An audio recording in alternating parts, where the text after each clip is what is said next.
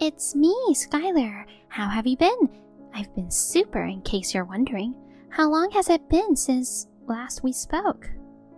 Oh wow, what's going on? This isn't another troublesome chat, is it? I've got something to tell you. I'll just say it straight. Get divorced from James. Huh?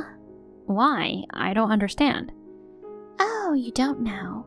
I've been seeing him. Huh? Now I get it. Seriously, you've always wanted what's mine from way back. You haven't gotten over that habit, even now. Well, I want what you have. I mean, what belongs to you also belongs to your little sister, me. Especially James, who's a big shot at a major corporation, well paid and a great husband. So hurry up and get a divorce. Don't worry, I just filed for a divorce today. Wow. We've already discussed it and agreed. You're not the direct reason, though. Dealing with you guys, a double trouble couple, doesn't seem worth it, so I'll just let it slide. You're free to do what you want. Seriously? Let me just say one thing. Have him tell you the real reason for our divorce.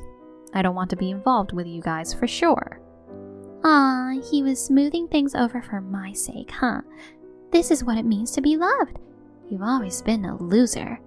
You poor thing, losing both precious things and a precious person to your little sister. Well, I'm more beautiful, so I guess it's expected. Sorry I stole your beloved hubby. He's not my beloved anymore, so it's okay. Do whatever you want with him. Oh, really? I get it. So this is the act of a jealous loser trying to put a tough front. It's hilarious. I'm literally LOL. Alright then. I have to drive now. Can't text while driving, so I have to go. Sure. Thanks for divorcing him. I'll undoubtedly make him happy.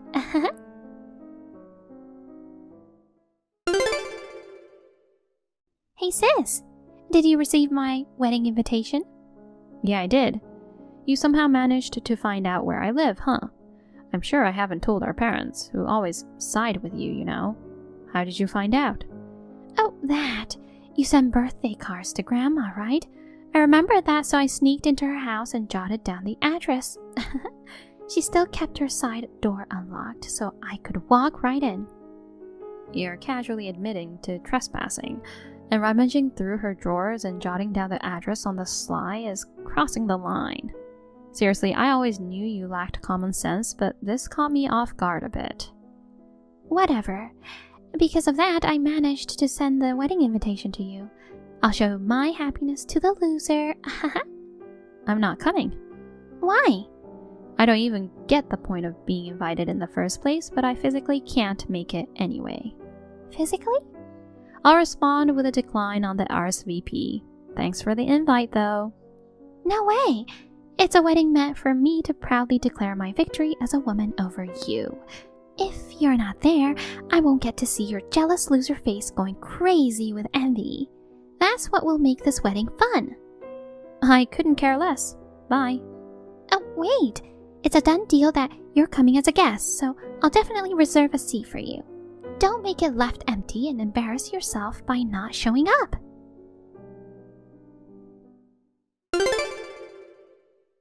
Hey, sis! Hey, loser! Are you not coming to your ex-husband's and my wedding? Well, I kind of figured you wouldn't show up. I prepared a seat for you, and now it's all for nothing. As an apology, you should transfer me the $10,000 as a wedding gift. Seriously, though. It's so lame you ran away. A jealous loser is so pathetic. Oh, I was wondering why my phone kept beeping non-stop. You sound really excited by yourself. Obviously, I'm on the winning side. Thought you texted me because you had no one else to boast. Huh? Sorry, but I'm not free today either. A divorced single woman not having time. What, are you trying hard to find someone on dating apps or something? Jeez, that's pathetic. Nah, done with dating now. Getting married today in Hawaii. What? Hawaii? Yeah, found someone who understands my situation. Since I can't invite my family, we decided on a private ceremony on a tropical island. Right now, we're in Hawaii. Wait a sec. It's only been a little over a year since you filed for a divorce, and just a month after finalizing it, right? What the heck? Yeah, it might seem like a fast-tracked marriage, but it's with someone I've known for a long time, so the decision came to me organically. Someone you've known for a long time? You know him too. Who could it be? Stop being coy. Tell me, I'm curious. It's Nathan. No way! That Nathan? Yeah, used to live near us, that Nathan. We happened to meet again when I moved to my new place. We hit it off and started going out right away. We're both at a good age, so why not get married quickly? Wow, seriously? No way. Having him as a husband doesn't sound happy at all. I don't want to hear about the sad happenings of two losers. You think so? What's good about that poor guy? Forcing a wedding in Hawaii? Are you sure you guys can survive after this? He's poor, you say? Why do you think that? Come on, you know that too. His mom is a single mom, right? He was wearing the same two outfits all the time. It's like a laughable poor family. Oh, right, I see. A woman who lost her husband to her little sister and became divorced.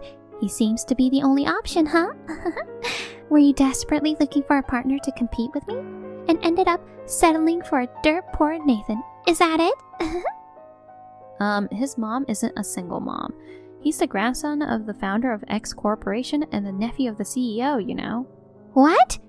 X Corporation? The company James works for? Yeah, that's it. By the way, I used to work there until just before the divorce. No way! I didn't know that.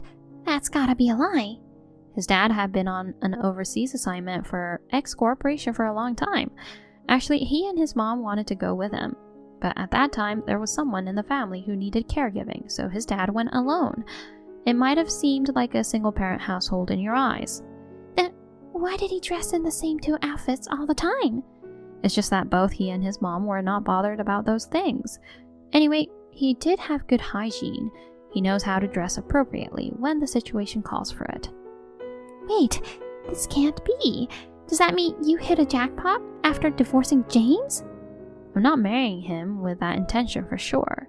He's just a regular employee, working at a place totally unrelated to X Corporation. Of course, I feel a responsibility to behave appropriately as a relative of the founder and CEO. OMG, how could this be? You, of all people, are a relative of the X Corporation family? That's not fair. I've already gotten married to James, god darn it. Wait, I thought you were happy to be married to him. But if Nathan's from such a prominent family, it means he's wealthier than James. I'll marry him, so I'll give James back to you. Let's make a trade. No, thank you. You're not happy to have your ex-husband you lost to me back? Of course not. I'm so over the guy who asked for a divorce because he got the other woman pregnant, you know. What? Pregnant? She came to me directly and demanded a divorce because she was with his child. With a child? I'm not pregnant yet. Does he have some misunderstandings? Oh, I see. To quickly separate from you, he made up that lie to marry me. Oh no. Do you not know anything? What? What am I missing? Alright, I'll explain briefly, in chronological order. First, James got involved with a new hire at work, and she got pregnant. Following this, discussions for divorce between us began. While it seemed like James and the girl would marry, her family strongly opposed it, claiming a man who cheated on his wife wasn't worth it. She decided to keep the babies, and he agreed to provide child support until they reached adulthood. By the way, they're twins, so the settlement was agreed at $1,000 per month. $1,000? No way! Of course, I also received alimony from him. Once the whole thing was sorted out, the divorce was finalized. But while I was still in that chaos, I received a message from you, my dear sister, exposing his other affair. That's the gist of it. Holy cow! I didn't know any of this. Oh dear. Well, I guess anyone who'd still stick around even after hearing this is too generous. But since you're not, it's not surprising you didn't know. Never mind him, but you should have mentioned it to me. Did you deceive me? If I knew he had such baggage, I wouldn't have married him. I told you, didn't I? Our divorce wasn't directly caused by you. Ask him about the details yourself. Did you? Misunderstanding that you had the power to break us up, getting all excited without confirming the facts? That was all on you, Skylar. Don't blame your mistakes on me. I'm annulling this marriage. I'll have Nathan instead of James. A message from him. I repeatedly told you my parents weren't divorced, right? But you kept insulting and ridiculing me as a poor single mom family, and I haven't forgotten. Oops. I absolutely can't marry a woman with such a corrupted nature. That's what he said. Well, you can't blame him. I'd say the same if I were him. Even as my sister, I'll reject a woman like you. What the heck? You see, you're not fair. How many times have you said that? Huh? I've had enough. I'm blocking you. Enjoy your marriage to James. You trash are perfect together. What did you call us? I'm not finished here.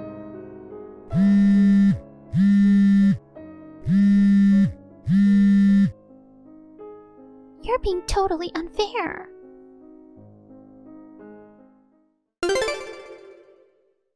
Skylar exploded in anger and confronted the groom.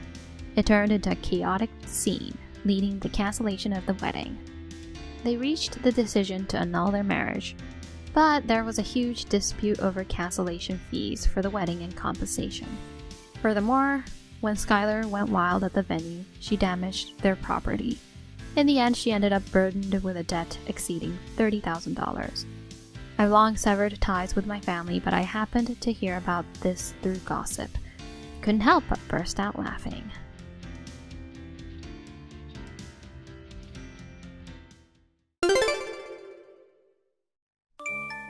Hey Annie, when are you planning to send us the keys? I've been waiting forever, you know. I hope you haven't forgotten. Oh, Courtney? You messaging me is kinda rare. What keys are you talking about? Stop playing dumb, please. I know what's going on. You've already moved out of your apartment, right? Yeah, I did last month, but what about it? Then why don't you hurry up and send me the keys? Excuse me? Send them to you? Why? What do you mean, why? I've been waiting forever for a notice from you.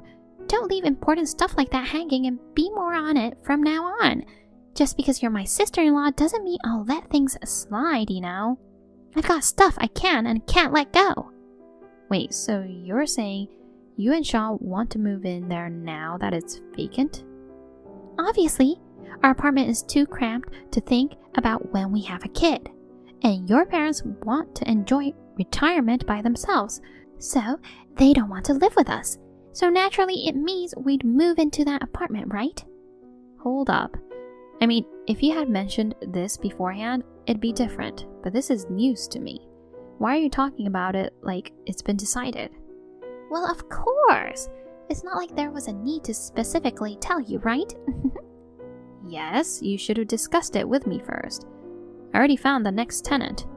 OMG! What do you think you're doing? Subletting like that? It's not something you should do! Huh? Even if it's your parents' property, you've overstepped the boundaries of what you as a daughter can do. It's unacceptable, you know? Do you know what would happen if I told them about this? It'll be a huge problem. If you want me to keep quiet about it, then hand over the place to us pronto. But the apartment is under my name. No. Really? Are you the owner? I paid off the mortgage a while ago, so I arranged for it to generate rental income through a real estate agent. The contract got sealed quickly and someone moved in last week.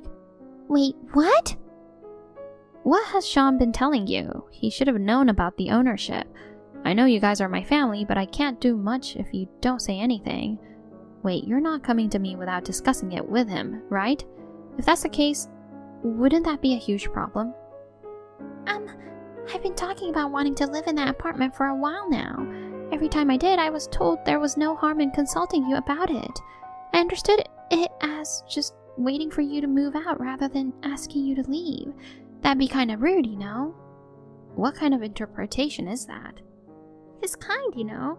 So I thought he was protecting an unemployed older sister. Excuse me? I do have a proper job, you know. No way. Then how can you chat with me in the middle of the day? My workplace has a remote work policy, so I'm just taking advantage of that. I make my own living with my income and have enough financial capability to pay off the mortgage, so being called unemployed is pretty offensive. Hold on, were you handling the loan payments yourself? What does that mean? Isn't that apartment something your dad bought for you? Feeling sorry for his daughter who's confirmed to stay single? What are you talking about? I'm certain of it. I mean, the singleton, who barely works, can't possibly have paid off the loan for sure.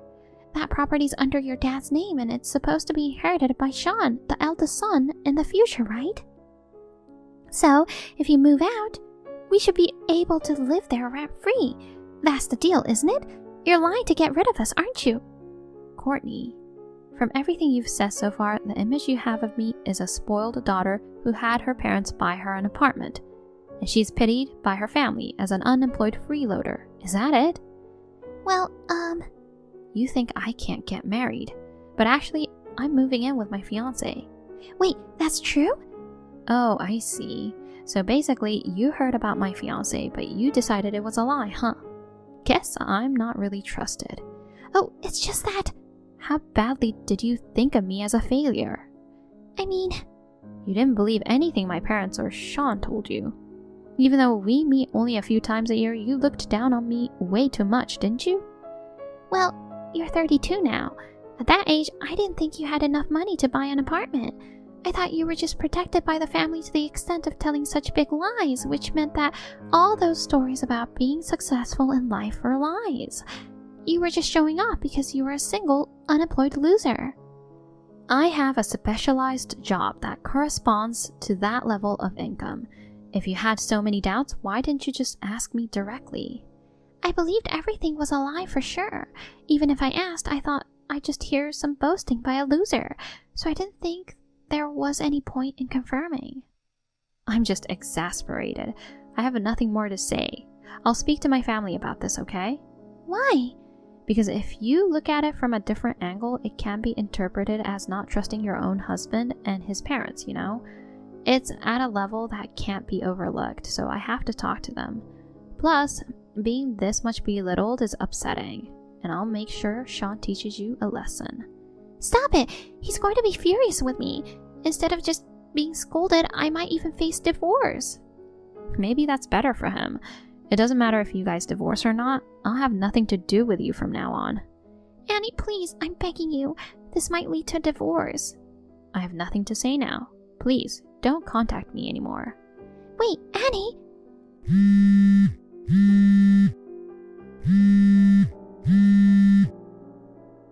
Please, I apologize.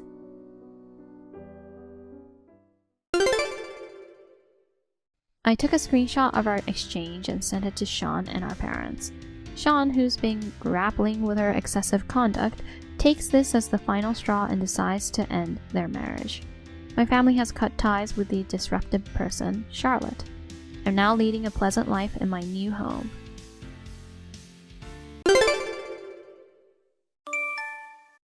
So, starting today, I've decided to live with you guys.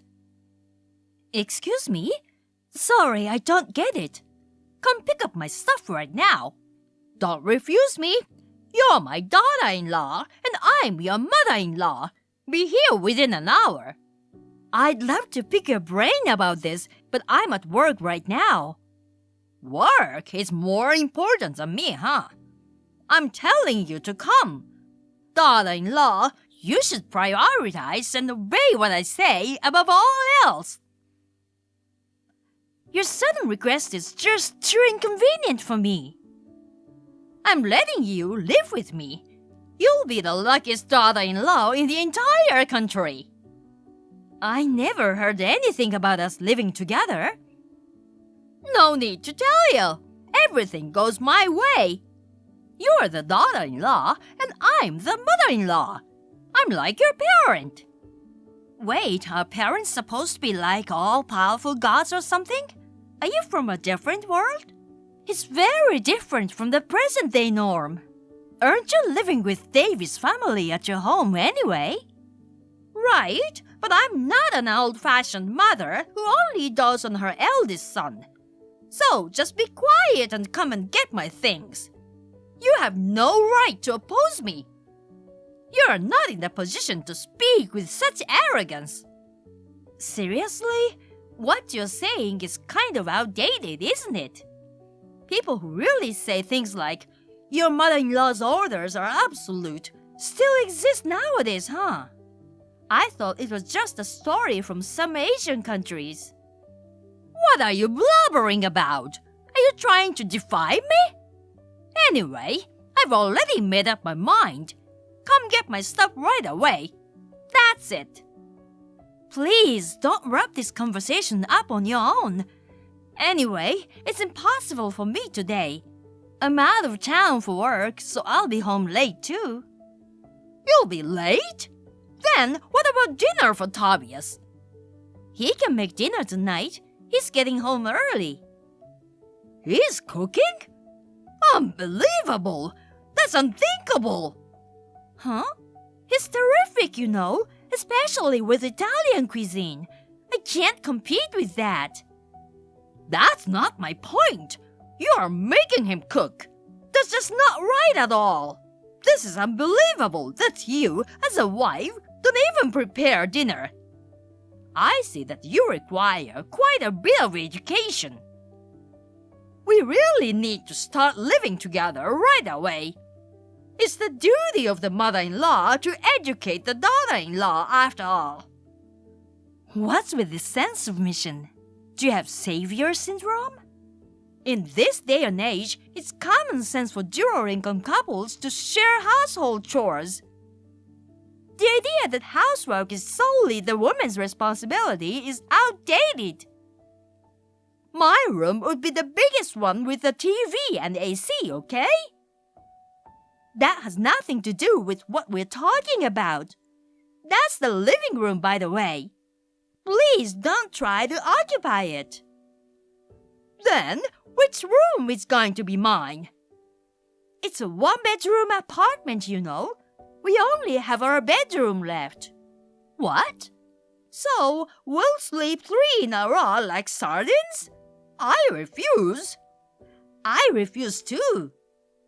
Seriously? Why are you living in such a small apartment when you both work? If it's just us, this place is more than sufficient. We even have a parking space. There's no reason for you to complain. Then, what about my room? We have never considered living together. We never talked about it when we got married, did we?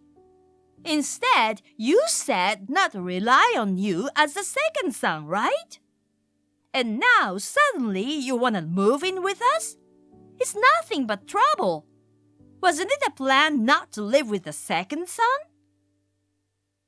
Did I say something like that? Oh, maybe I'm getting old. Don't use your age to your advantage. Anyway, you get to live with me, so you're secretly happy, aren't you? Oh, are you guarding your emotions for some reason? How can you be so optimistic? So, if I'm moving, I'll need money for various things, you know. Can you transfer $5,000 today for the time being? That's quite an amount for the time being. I'm doing this for you guys, so isn't it only fair? Living in a small apartment with just the two of you and no kids, you must have extra money, right? You should be happy to give that much. I never asked you to move in. Our financial matters are none of your business. I'll help out with housework. It's tough being a working couple, right? I'll cook dinner 3 times a week. You can just pay me your monthly salary of $4,000. Excuse me? You want me to hire you?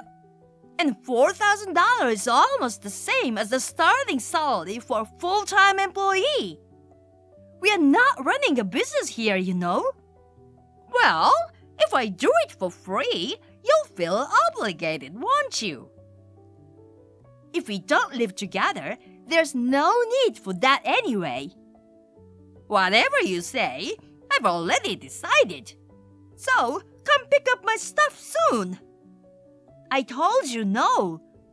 What makes you think I can pick you up at this time on a weekday? Fine, then I'll take a taxi. I'll find a van taxi to move the stuff. No way, it's about a 2-hour drive from your place to ours. The fare would be outrageous. You'll pay for it. Of course, that's separate from the $5,000 for moving expenses. Why would I? Anyway, we haven't decided to live together. I'm not paying $5,000. I told you I've already decided. My opinion is law. I won't tolerate any opposition. After all, you're the daughter-in-law and I'm the mother-in-law. You really like using that line, huh? Anyway, it won't work. Besides, even if you come now, there's no one home, so you can't get into the apartment. Even if you refuse, I'll use the spare key. Huh? I've never given it to you, right? Just in case something like this happened, I borrowed your key when I visited last time and made a spare. Well, that's basically a crime. What's wrong with parents having a spare key to their child's house? But more importantly, calling me a criminal is really ill-mannered. I'm going to give you a thorough education from now on, so be prepared. Seriously, stop this. If there's a valid reason for us to live together, we can discuss it later with Tobias. Too bad. I've already called a taxi. Well, tonight is my welcome party, so get ready for it. How about getting some champagne, huh? Hold on, don't make decisions on your own. Don't worry, when I get there, I'll do some cleaning for you. As a reward, I'll take your gold bar. You know, I won't give it to you. Wait, I thought you asked for a salary before. Well, I won't be giving you any salary either. I know where you hide it. You've been snooping around, huh? Don't touch it. Starting today, I'll take care of the household finances too. Trust me, I've got 35 years of experience as a homemaker. Seriously, stop being so intrusive. I'm in the neighboring town right now. I'll be there in about 30 minutes. Are you trying to reenact when a stranger calls? A psychopath isn't welcome here. You have no choice but to accept the reality. Well, time for some education. All right then. By the way, the door is unlocked. What's this? Did you come back suddenly for my sake? If that's the case, you should have just picked me up. The taxi fare is already around $200, so be ready to cover it.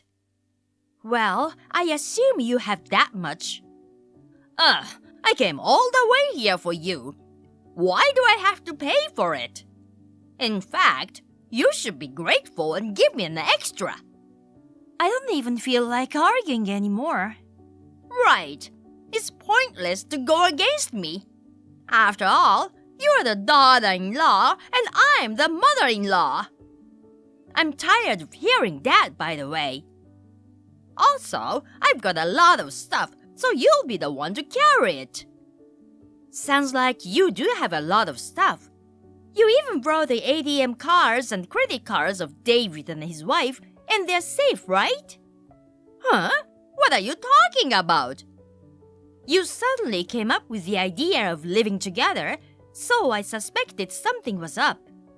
You've come running away from your family, haven't you?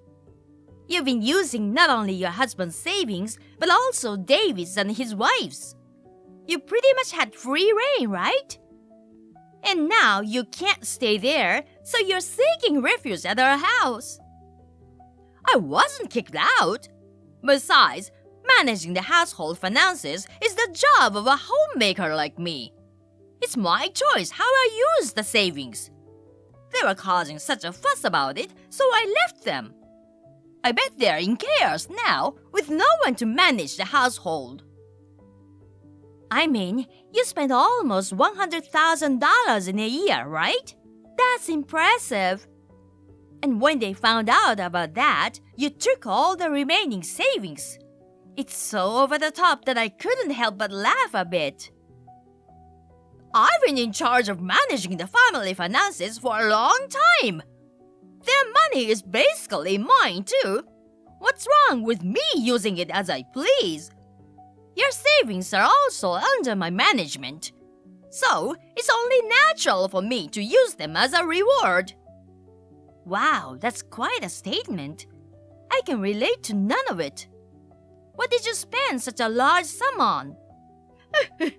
Want to know? It's kind of scary. If you cooperate with me, I might tell you. Cooperate? For now, prepare $5,000.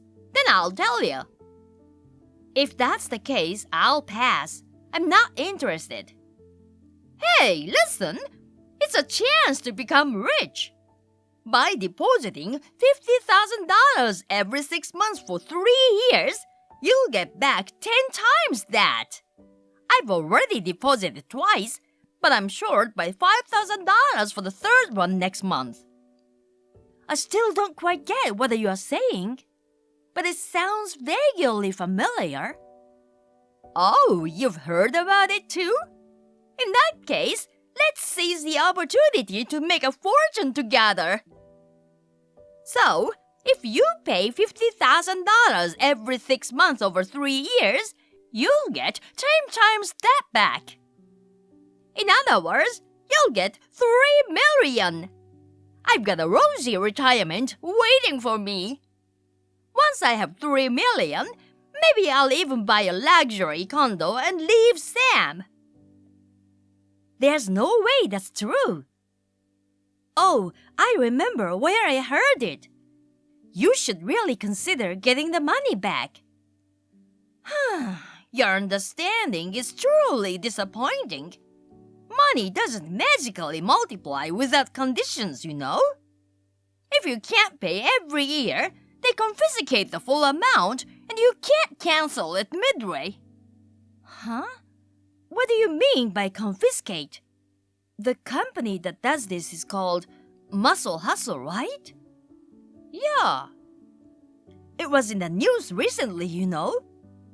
It was said that the fraud group was targeting elderly people and using various methods to collect money. What? No way! What are you talking about? Unfortunately, it's true. There are a significant number of victims, and recovering the lost fund is difficult. So, Sam and David's savings had all gone there, huh? It clearly sounds like a scam, but you fell for it. Wait, it's a scam? What about my $3 million? Forget it. I'd say it's probably in the negative by now. What? No way! Well, for now, keep quiet.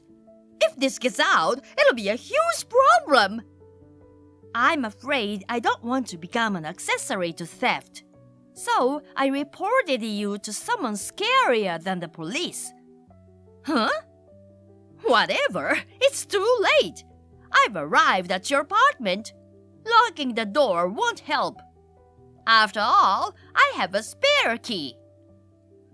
Oh, the door is probably unlocked, so feel free to enter. But it's not me who's waiting. It's pissed off Sam and David. What? You sold me out? Well, if you're coming to forcefully live with us, it's only natural to consult with your husband, isn't it? So, it was decided to wait in ambush at our place. By the way, Tobias gave a spare key to David. Oh, and I've taken screenshots of all these messages and sent them to Sam. I even enlarged and highlighted the part that says, "Buy a luxury condo and leave Sam." Stop it! I've already sent it. It's too late now. Delete it before he reads it. There's already a double swash. He's probably pretty upset. Usually he responds with funny gifs, but all I got was, "I understand. Thank you." Darn it! Oh my god, he's coming out! Hey, please help! Help me! Well, take as much time as you need.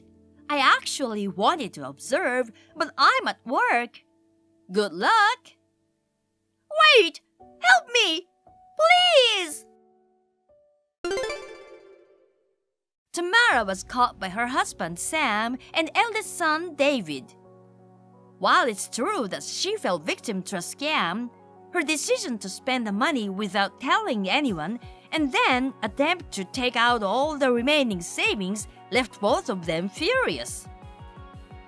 Ultimately, even though she's almost 60, she's working multiple part-time jobs and has her entire salary confiscated. She's also responsible for all the household chores, and it's turned into a nightmare of a life for her.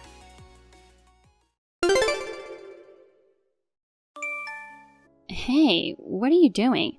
Make sure you pace yourself, and don't stop at any bars on the way home. Okay, I understand. Do you really understand? Tomorrow our families are meeting, right? It's a really important day. I told you I'll be fine. Wilma, you really are worrywart. I worry because of what's happened in the past when your drinking got out of hand. You never know what you might do if you drink too much. You definitely need to be careful tonight. Okay. I don't want you to go to the meeting with a hangover. I know that. I can't text forever. Really, please be good.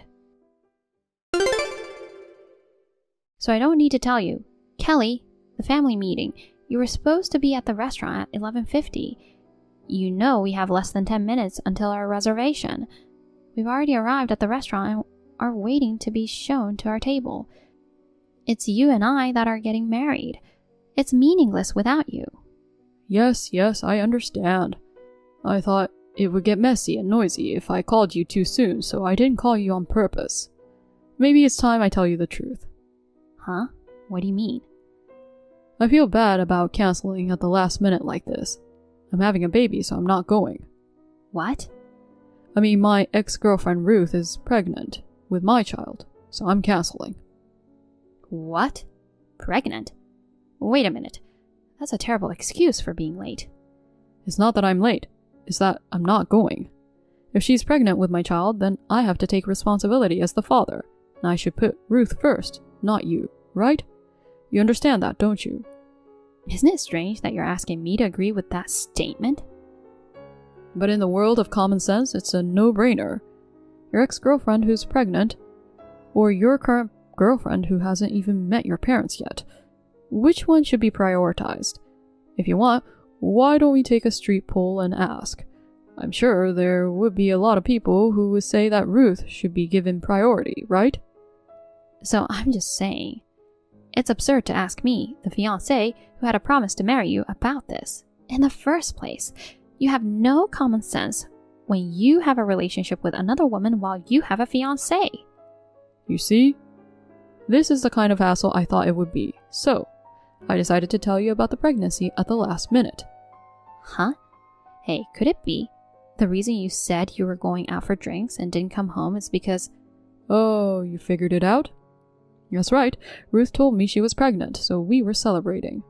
Oh, of course, Ruth is pregnant, so she didn't drink any alcohol. It wouldn't be good for the baby. I want the fruit of our love to be born happy and healthy. I can't believe it. The fruit of your love? You're just trying to run away from your responsibilities. Anyway, I'm breaking off the engagement. This is a done deal. Kelly, it's not that simple, is it? Oh, is that so? You're an adult. You're worried about being thrown out all of a sudden? If you want to get married, I'll introduce you to other guys. Huh? You're just going on and on. That's what the problem is. Would you stop just making stuff up?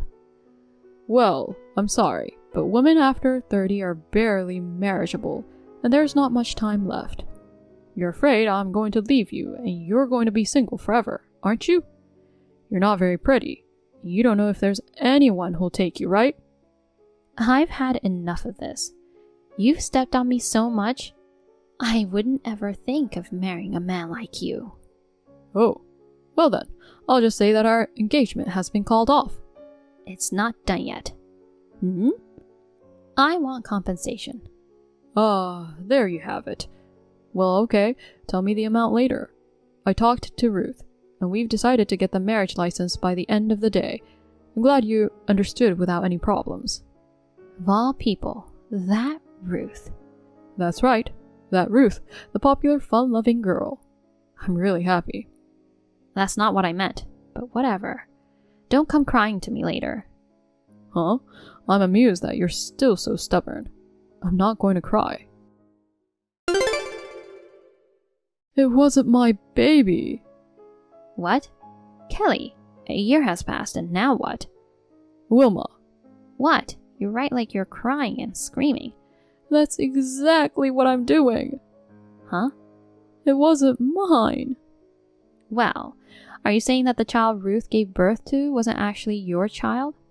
That's right. And the second child was different too. Ugh, how is this possible?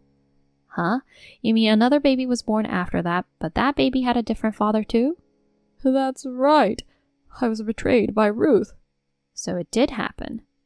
Huh? What do you mean it did happen? Do you know something? Ruth, she may look like an authentic sunny beauty, but in reality, she has a side that plays around with men. She's always on the lookout for the right guy. So I thought maybe... Oh, come on. Why didn't you tell me a year ago? You know what? Stop writing that way. It's depressing. Just be normal. Oh, okay.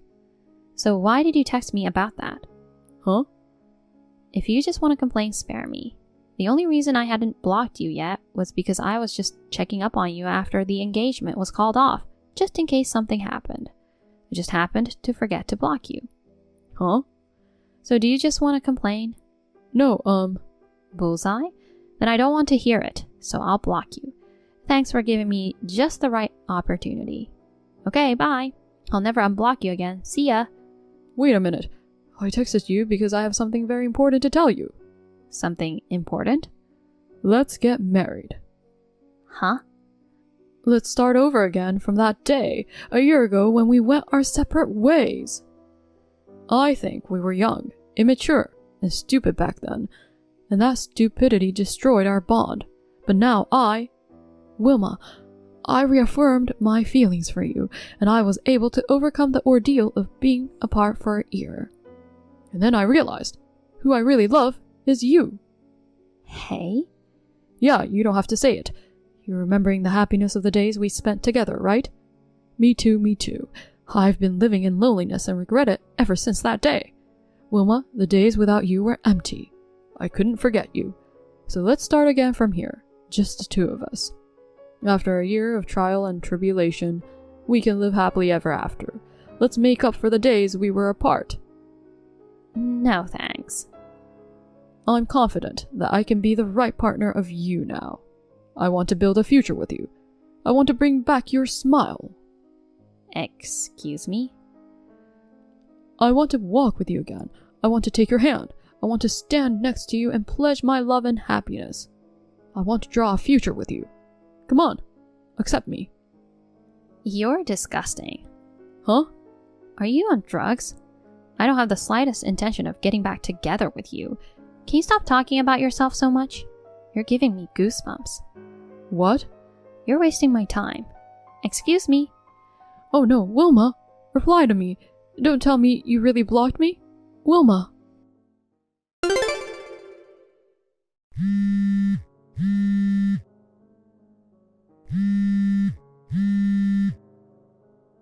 Wilma, why didn't you come out of the apartment? Huh? Who is this? Kelly. You again. I got a new cell number and a new text account. I've blocked you. That's not the point. Why didn't you come out of your apartment? What are you talking about? I realized that my failed re-proposal 2 months ago was due to the fact that we didn't meet in person and did it by text. So I decided to make it work this time, to increase the odds of that happening. I spent 2 months preparing for it. The bottom line is, you didn't come out of your apartment, and the neighbors called the police and made a big deal out of it. I know you're shy, but you could have been honest and accepted my love before it turned into a police matter. So what did you do? You saw what I did. You know what I did. It was a flash mob proposal. Huh? What? Flash mob? You mean the kind where a bunch of passersby suddenly start dancing and you surprise them with something at the end? Yes, that's right. For the past 2 months, I've gone to the trouble of arranging a vendor and getting 50 people for the flash mob. I've practiced a lot to make my re-proposal to you a success. I was going all out to propose to you, using up all the money from my divorce from Ruth. Why didn't you come out of your apartment? Where did you do that? In front of the West Side Apartments, of course, where you live. I moved out a long time ago. Huh? What could I do? I didn't want to give up too much personal information. It seems as though it's caused problems for people who aren't involved. So I'll tell you. I'm already married.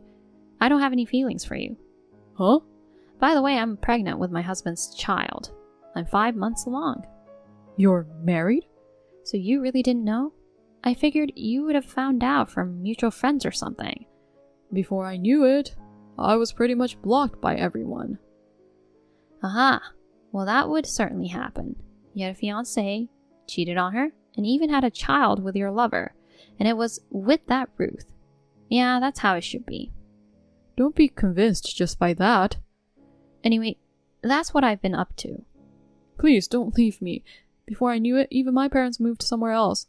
My parents' house disappeared and I've lost touch with them. You're all I've got. Hey, you still love me, right? You married your current husband out of compromise, didn't you? Our love isn't over yet. You'd choose me over him, right? Gross. What?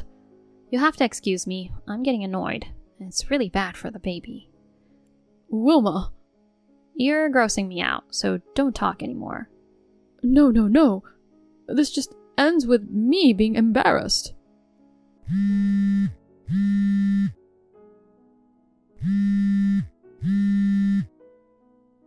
Wilma!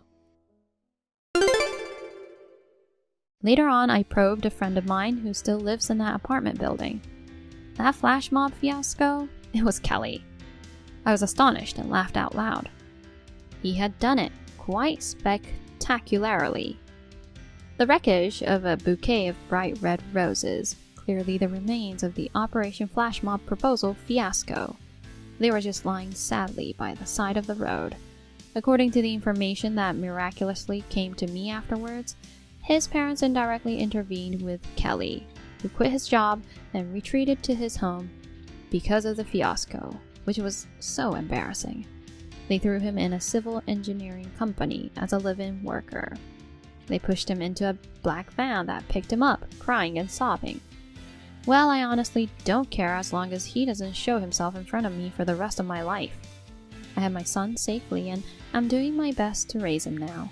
My annoying ex-boyfriend is gone, and I am happy to live with my sweet husband and my beautiful son. Are Mom and Dad on vacation? Do you know anything about it? Traveling? No, I don't really know. They haven't been home since the day before yesterday, and I can't get them on the cell phone. Did you see what was on the table? There was a bank book in my name with $5,000 in the account. There should have been a letter too. Oh yeah, there was, but... You didn't read it? I looked at the first part of the letter, but he said something about the future and how being still unemployed at 35. I was so annoyed. I burned it with a lighter. Really, I hate it when old people are so preachy. Oh, you got rid of it without reading the whole thing. Well, I didn't read most of it. I almost didn't read it. When I saw the first sentence, I was so pissed off. I'm scary when I'm pissed off, you know. So, do you know where they went? When are they coming back from their trip? I'm getting tired of eating at restaurants and convenience stores. You really don't realize the situation you're in, do you? What? The letter you burned was about what you have to do from now on. What's that? You're a piece of work. Okay, I know what the letter said, so I'll just write the gist of it here. Mom and Dad moved somewhere far away. They're never coming back to that house again. What? I didn't hear anything. Of course you didn't. That's the premise. Why? When Mom asked you to spend less money on games on the internet and work more, you hit her. When Dad tried to stop you, he got kicked in the solar plexus. I heard that for the past few years, you've been regularly spending $2,000 to $3,000 a month on games. That's right. You need time and money to run events, don't you? Even you play online games, sis, so you know what I'm talking about. I pay only $30 a month at the most. And of course, I pay out of my own pocket. And I spend about 1 to 2 hours a day playing games. What? That's nothing. You play too much. Online gaming is a 24-hour-a-day fight. If I were like you, I would get in trouble with the guild members. I'm a guild master, so I have to spend money and play 24 hours a day, right? And that money comes from our parents' savings and pensions. And because of that, it's hard to make ends meet. And they're in the red every month. Their savings just keeps getting smaller. He said if they didn't do something about it, they were all going to end up in the street someday. Dad has his retirement money, doesn't he? He's just being stingy. It's not infinite. It's not your money to spend in the first place. I don't care about that. Just tell me where they moved to. If they're not gonna come back to this house, I'll just move in with them. What? That's what was in the letter I burned, right? I didn't see it, so tell me. You dunce? You still don't get it? Mom and Dad, they've chosen to cut all ties with you. Them not coming back means they never want to see your face again. What? How is that even possible for a parent? They were determined to make you be on your own, no matter what. What? About the future. The lease expires the month after next, so you have to find a suitable apartment and move out as soon as possible. Also, from next month, your cell phone bill will be deducted from the bank account they left behind. Hey, this is all a bit confusing, isn't it? Can you please tell me what's going on so I can understand? He said with the $5,000 they left behind, you should first find a job and a place to live and establish a basis for your own life. They said that this is the last money they will ever give you. That's what was written in the letter. There's no way that any of that money's left. It was such a small amount. What? I thought they gave me money to apologize for asking me to cut back on my online game spending. I immediately withdrew the money and spent most of it. If you'd seen me in my daily life, you'd know that $5,000 isn't enough. Mom and Dad have a seriously weird sense of money, don't they? You know what? I've got it. I'll just live with you, sis. Huh? I'm packing up my stuff and heading over there. Set aside plenty of space for me. You're so naive. Huh? I've already moved out too. I changed jobs as well. Huh? I kept my cell phone as the only way to contact you. As was written in the letter, I will cut off all communication with you as soon as you say or do anything that's inappropriate. I told you I didn't read that letter. It's your fault for throwing it away without reading it. It has nothing to do with us. I'd rather you thank me for telling you the contents of the letter up to now. Wait a minute. You don't even have money to move, do you? You better hurry up and get your ass to an employment agency. You can make a living if you work a day job or whatever. You're only 35. You could do manual labor. If I do that, I'll have less time to play online games. Even after all that's been said, I'm rejecting all calls after this, and tomorrow I'm changing my cell phone carrier. You won't be able to contact me anymore. Oh my god, that's terrible, sis. Goodbye, Christian. Realize that you're the one who's financially insane. From now on, live modestly and honestly.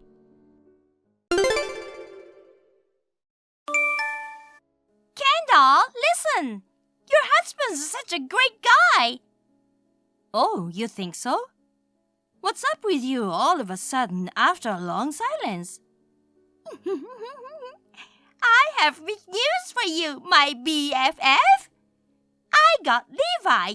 We're having a baby! What do you mean? I've been having an affair with your husband! I know we are best friends, but spare me with such a shocking joke. It's not a joke! Come on, I'm not falling for it. You really don't believe me, huh? Listen, Reese, you've always loved pranks and jokes. Have I? Back in grade school, you said you'd become a supergirl and even had a name for it.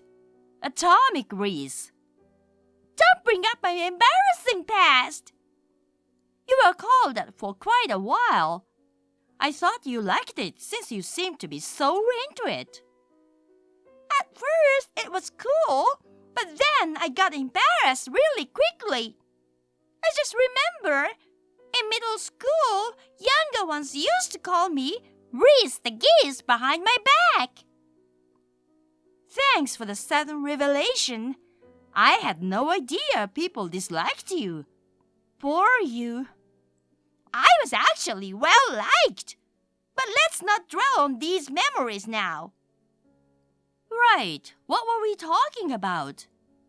I was telling you that Levi cheated on you with me and I'm having his baby. Aren't you devastated that your husband is taken? I wanted to see you go mad, so I took the trouble to contact you. Is it April Fool's today? If you keep thinking it's a joke, you are in for a rude awakening. I just can't understand why you would go after him. He's hot. Really? Do you see him that way? Even though his hair has been thinning lately. Not his looks, his wealth. He's super rich. Huh? That can't be right.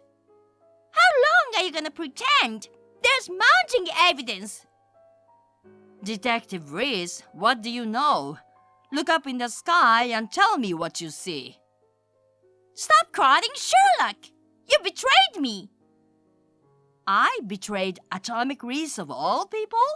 There must be some mistake. Knock it off. Sorry, I'll be serious now. You didn't tell me anything about him when you got married, right? I think I mentioned he's just a regular guy. That was a lie. Huh? I can't believe you were secretly married to a big corporate CEO. CEO? Where did you hear such nonsense? Are you still playing dumb? I can't believe you hid it from me and tried to become a high society wife by yourself. So, I snatched him and even made a love child.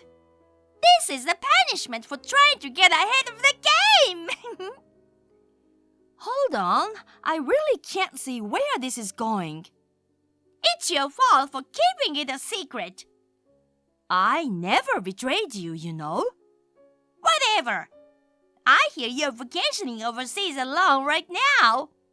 Living the high life, I see. I'm not here for fun, just to be clear. Maybe you feel guilty about keeping it a secret from me, but don't make embarrassing excuses. I can't make sense of what you're saying. What to do? Now, I'm going to be a CEO's wife. I should thank you for gallivanting around and not coming home. Oh, I got it. Hey, can I talk to Levi once? I still think you're playing a prank on me. Your story is so bizarre that I can't believe anything. Sure, go ahead. You're just going to get dumped. I got a message from my best friend after a long silence. But I didn't expect it to be a declaration of an affair with my husband, Levi. I still can't believe it. I'm thinking it's a tasteless joke. I'm Kendall, a 30-year-old newlywed and part-time homemaker. Since I got married, a lot of good things have been happening, so I'm starting to think Levi might be born under the lucky star. Reese has been my best friend since grade school. Both of us have been really busy lately, and we haven't seen each other since my wedding. She always cracks jokes and makes people laugh. So I'm hoping this is just another one, but I have a bad feeling. When I check with him, I end up hearing something outrageous. My best friend told me that she's having an affair with you and she's pregnant. Is that true? You're talking about Reese, huh? You got it right. You've got to be kidding me, a-hole. What did you just call me? Oh, my bad. I was supposed to write, you trash. You're pretty upset, huh? You got involved with my best friend, you know. She made the first move. I'm not at fault here. It doesn't matter who made the first move. You're a married man, for God's sake. When someone hits on you, you're supposed to stand firm and refuse them. But what do you do instead? Having a kid? Are you that stupid? I mean, I'm grateful to you, you know. But I've decided to be with her. Is that really what you want? Yeah, I used to think that money was everything. But I've come to realize that love is all that matters. So, was it just a money thing between us? I guess so. That's pretty low. Did you know that with love, you can conquer anything? Stop with the cheesy romance. It gave me goosebumps. It's creepy to hear a 35-year-old guy saying that seriously. Should I take you to see a shrink? Not needed. What I should do is obtain the necessary divorce paperwork. You better divorce me without a fight so I can marry her quickly. I'm coming back the day after tomorrow, so start the process then. I'm gonna be a free man soon. Coming for you, Reese. This is really disgusting. You don't understand true love. That's why you can say such things. I find it pitiful coming from someone in their 30s. Anyway, you haven't let her into our house, have you? Yeah, she's been there many times. What's the big deal? Oh my God. Don't tell me you guys use our bed. Many times over. Ugh, I feel nauseous. You've never washed the sheets before. To think I've been sleeping in the same bed. Gross. What do you think of our sacred bonding? It's my bed too. Of course I feel disgusted. It was the perfect place to nurture our love. I don't want to live in that house anymore. She hasn't touched my stuff, right? She took a fancy dress. What? I thought she could wear it during the wedding reception. Wait, I only have one fancy dress. Is it white fabric with green embroidery? That's been a family heirloom for ages. Return it now. I already sold it. What do you mean? She said it was too old-fashioned and she wanted a more edgy design instead. What the heck do you think you're doing with my stuff? Get it back right now. I need it for the wedding expenses. We need that money. You said you could conquer anything without money earlier. I have no intention of letting her wear that dress, nor do I intend to let you use it for your wedding funds. We need it to celebrate our special day, you know. Figure out the money on your own.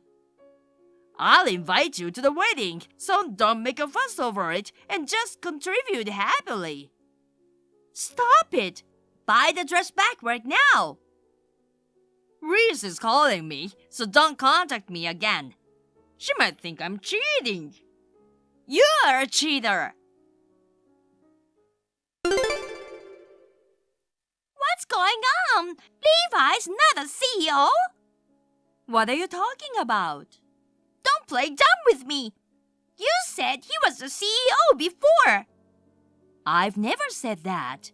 Stop throwing a tantrum at me over your misunderstanding. Ugh, then explain it. You are getting carried away on your own. Don't you think it's unnecessary to be honest and come clean with the mistress? If it was a different scenario, I might have felt like correcting the misunderstanding. But after all that happened, not a chance. Your personality is questionable. You once told me it was okay to get back at someone who betrayed you. I never said that. But still, I can't believe you didn't realize until now. When I was packing to move in with him, he moved into my place instead. This is my house, so obviously he has to leave if we are divorcing. I was expecting to live in that big house. I confronted him and he confessed he was just a freeloader. He told me you are the CEO. That must have been quite a shock. Of course. I never thought a 35-year-old man would be a jobless leech. How come you've been deceived all this time? I saw him entering a corporate building once, and I thought he was working for a major company. Hold on a sec. So, even if he wasn't the CEO, you intended to steal him? No, I wasn't thinking like that at the time. I thought maybe he could hook me up with a nice guy. Honestly? I'm not lying. But he told me he was the CEO. Then I got all starry-eyed. And you ended up totally captivated. When I badmouthed you, he easily fell for it. And when I praised him, he immediately lit up with joy. Hey, it's not cool to get roused by talking bad about me. Geez, he was so easily swayed, huh? You guys are really jerks. Well, maybe you two are a perfect match as a couple of scoundrels. I never thought he was a jobless bum. What did he even go into that building for? You saw him there last month, right? Yeah. He just came to deliver my forgotten documents. But he was wearing a suit. He's embarrassed to wear casual clothes on weekdays. He thinks people would know that he's unemployed, so he wears a suit when he goes out. That's messed up! He's a show-off, so he lied to you. He's got a good facade, and you got fooled. Even though he's a bum, he's got big pride. It's like he's got some kind of ability to fake it and put up a good front better than most people. I wondered why we only hung out at each other's houses. And he never talked much about work. I had no idea it was all lies. The fact that I went abroad the other day was for a business trip, you know. I have to earn a living. I should have been more skeptical. Good luck raising a kid between you unemployed adults. It must be quite challenging. It sure will be. I wish I hadn't flattered him so much. It's your fault for being deceived. But seriously, why isn't he working? It's so weird. Aren't maids supposed to work hard to support their families? He did when we were just going out. He decided to become a stay-at-home and quit his job right after we got married. It was shocking. No kidding! Without even discussing it? Right. Were you okay with that? Of course not. I was mad and scolded him for making such a selfish decision. But I was really busy with work, so I thought it might be a good idea. I wouldn't be able to handle that. Men are supposed to earn money, aren't they? Well, I'm doing that instead. And besides, he did the housework in exchange, and that helped me out. Except he's got this annoying pride and demanded my respect for doing the housework, which really got on my nerves. Anyway, how the heck are you the CEO? You never told me. Right after we got married, my uncle got sick and was hospitalized, so I was appointed the CEO out of the blue.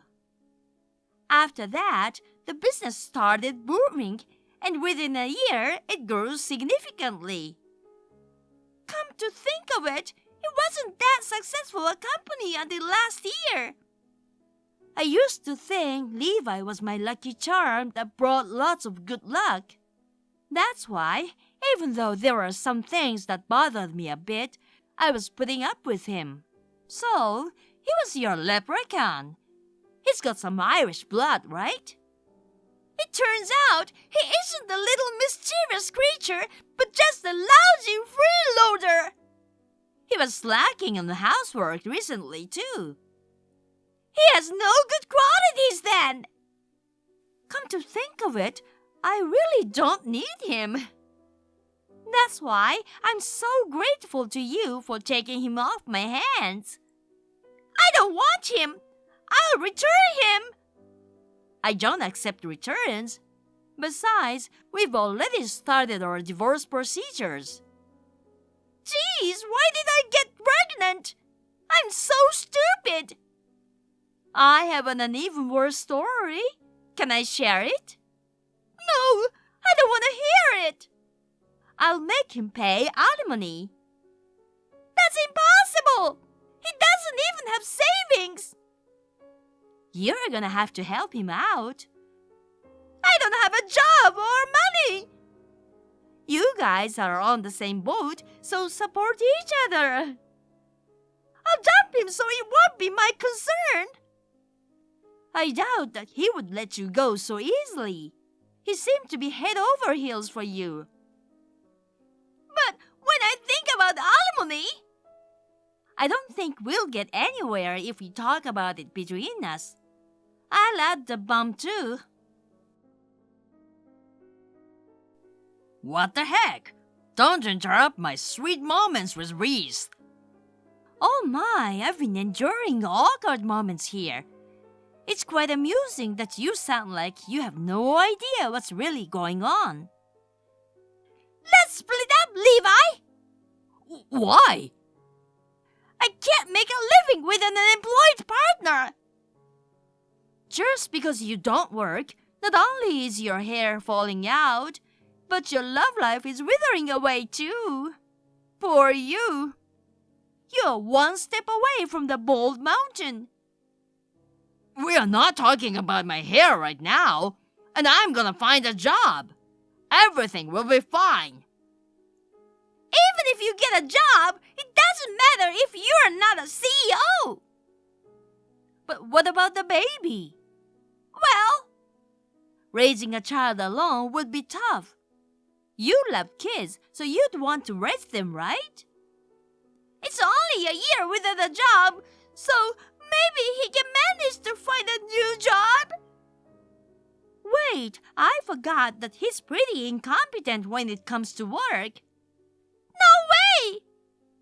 I remember he said his sales performance wasn't that great, and he often got scolded by his boss because he kept failing no matter what he did and everything backfired. They transferred him from sales to behind-the-scenes office work. But even in that role, he made mistakes in sales calculations, and it caused quite a chaos. How do you know so much about that? He worked for my business affiliate, so the information was coming to my ears. They didn't understand how great I was. That you are a great failure? No, I mean such mundane tasks from beneath a genius like me. You know, that's just a lame excuse from an incompetent. I want to break up already. Let's take good care of the symbol of our love growing in your belly. I'll always be there for you. Ew! I'm with you on that for a change. Divorcing was definitely the right call. I want to get away from this guy as soon as possible. But when I think about the child, it may be better to stay. I don't really care what happens to you guys, but there are other things you'll have to pay aside from alimony. What? Do I really have to pay alimony? Shut up, loser. You don't need to be so nasty. You guys took my belongings, didn't you? Oh! It went to our wedding expenses. We can't return it even if you ask. I'm not just talking about the dress. The watches and the rings are gone too. I gave them as present because she wanted them. That's because he said he had them all for asset management. There's no way the loser would have them for that reason. I can't believe you're so easily deceived. Why did you lie? I wanted to give something to you as a proof of my love. Stealing someone else's property and giving it as a symbol of love? A thief, right? If you return them right now, I'll let you get away with it. I've already sold them. You asked for them and then sold them? I thought I could get some money. Well, then both of you will have to compensate me. I think it's gonna be around $250,000 for the dress and everything. I can't pay that much. You know, I don't have any money. Wait, did you guys already spend the money you got from selling them? That fast? I bought a bag and a watch. A tailored dress for her and the wedding venue. This is the first I'm hearing about it. I was planning a surprise. I've spent a lot to making the venue ready for the next week. Are you trying to have a wedding without inviting anyone? Women like this kind of surprise, right? I was secretly preparing to make you happy. Wait, don't tell me you are not happy. It's not about surprising with anything and everything. Unbelievable! This is so messed up! Geez, I thought you'd be happy. Most of it seems to be spent, so you guys are going to take responsibility no matter what. Oh no! I went to the trouble of buying my bag and watch! You used to be a much more innocent and sweet kid back in the day. Maybe you need spiritual guidance. I can recommend a few. I don't need it! Wait, maybe an exorcism is better, huh? It might help get rid of the rotten spirit nesting in your heart. Anyway, you're both out of money. No money, Levi has no hair, and if your heart, body, and wallet are all smooth and shiny, you guys would be a perfect match. Stop making jokes about us! I don't need that right now. I wanted to lift your spirits with a little humor since you're gonna be living in hell with the payment you have to make in the future. I don't find it funny at all. What am I gonna do now? Love is one thing, but you still need money, huh? Hey, Camp, you've gotta be kidding me. What are you doing just leaving work? What time do you think it is? It's 4. Mr. Thompson, I had personal business this afternoon, so I took the afternoon off.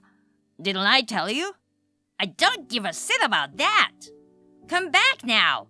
I assigned you a job. Do 001 to 004 in the corporate cloud folder today. Even if you have to work overtime, get it done today. Oh, I can't. What? I'm on a plane right now. What? Plane? I'm going to Dallas for a relative's wedding. What the hell is that? I've got some documents I have to deliver to a client by tomorrow. A wedding? Don't take me for a fool. Work comes first. That's a document you're sending to Drake Corporation, isn't it? So what? I'm not in charge of it, and it's too close to the deadline for you to tell me what the job is. In other words, you're pushing your work on me again, aren't you? Hey! Please do your own work. You're new here, but you're talking back to a senior employee. Do you even know your own position? Thompson, you should take a good look at the situation you're in. You need the documents by tomorrow, right? Wouldn't it be better to make a little progress on the paperwork instead of having this exchange? So you do it! Since I'm taking tomorrow off as well, it'd be faster if you did it yourself. I'll be arriving in Dallas soon, so if you'll excuse me now. Hey, Kemp! You've got to be kidding me! You've got some nerve talking back to me! I'm the son of a connected boss who runs this area. If you don't listen to me, my father won't like it.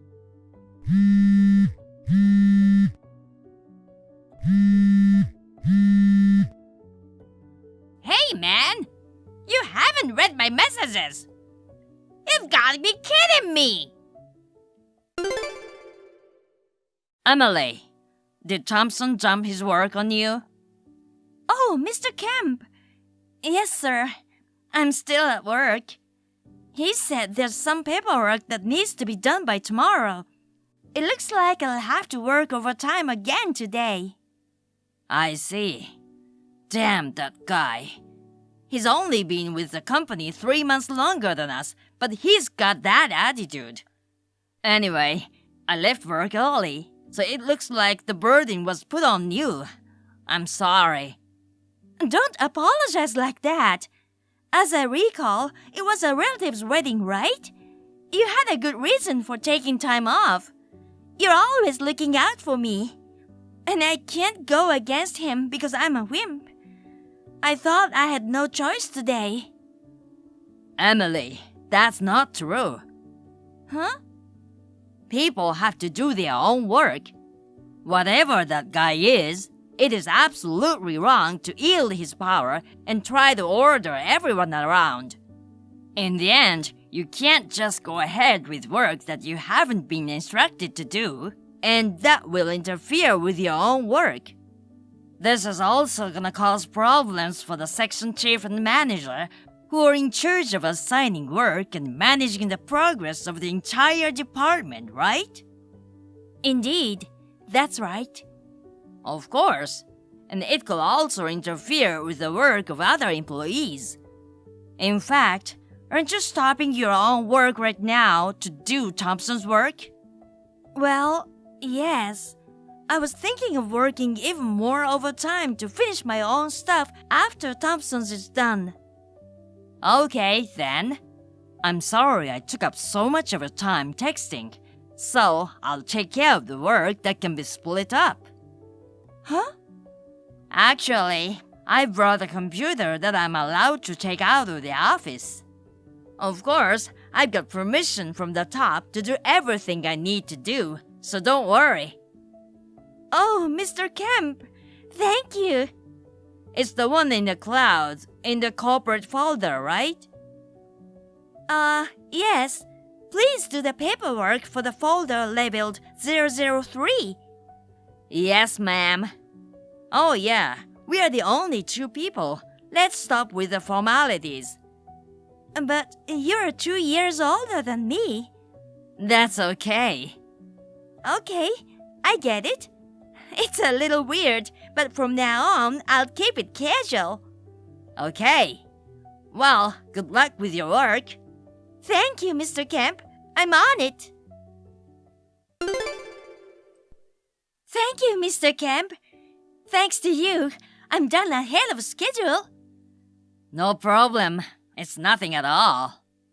But Emily, if you're unfairly assigned an unscheduled task, you have to do something about it, okay? The reason is, as I said before. Uh-huh. I know that, but after all, if someone says that they're the son connected to boss, I have no way to know if it's true or not. But if it is true, it scares me. I heard Thompson has a tattoo on his arm. I heard a guy say he proudly showed it to him in the locker room. And it was a very flashy tattoo. Well, I understand how you feel. It seemed that the other people in the office reacted the same way you did, and they were afraid to stand up to him. But we are almost there. Huh? Everything's gonna change. Mr. Kemp, what do you mean? I can't go into detail yet. Just give me a few more days. Hey, Kemp! You saw it in the locker room, didn't you? What are you talking about? This morning, I was in the locker room changing. You saw the tattoo on my arm. Yeah, the one you were showing off to the other employees. The one with skull and the rose and all that mess. I saw it, but so what? What do you mean, mess? Those are stickers, right? What? It's the real thing. It's weird, isn't it? There aren't many connected people who have tattoos on the inside of their arms. Huh? If you're really connected, you wouldn't be doing something so tacky like showing off your tattoo to everyone. Yeah? Tacky? I'm tacky? Did you just call me tacky? How many times are you going to ask me? If you didn't hear me, I'll say it one more time. Yes, it's lame to intimidate people with tattoos. Besides, it seems that claiming to be a member of a criminal organization would get you into trouble with the anti-gang law. Anti-gang law? It's short for the anti-organized crime law. If you get caught under it, you'll be arrested. Arrested? If you're a serious gangster, you'd better grow up before you get arrested. Getting arrested for boasting about your tattoos is not only tacky, it's ridiculous. Besides, if the real boss's son finds out... You know a lot about this. Oh well, as for tattoos, I've been familiar with them since I was a child. Familiar with tattoos? Since you were a child? Huh? What do you mean? Oh, break time is already half over, isn't it? I haven't had lunch yet.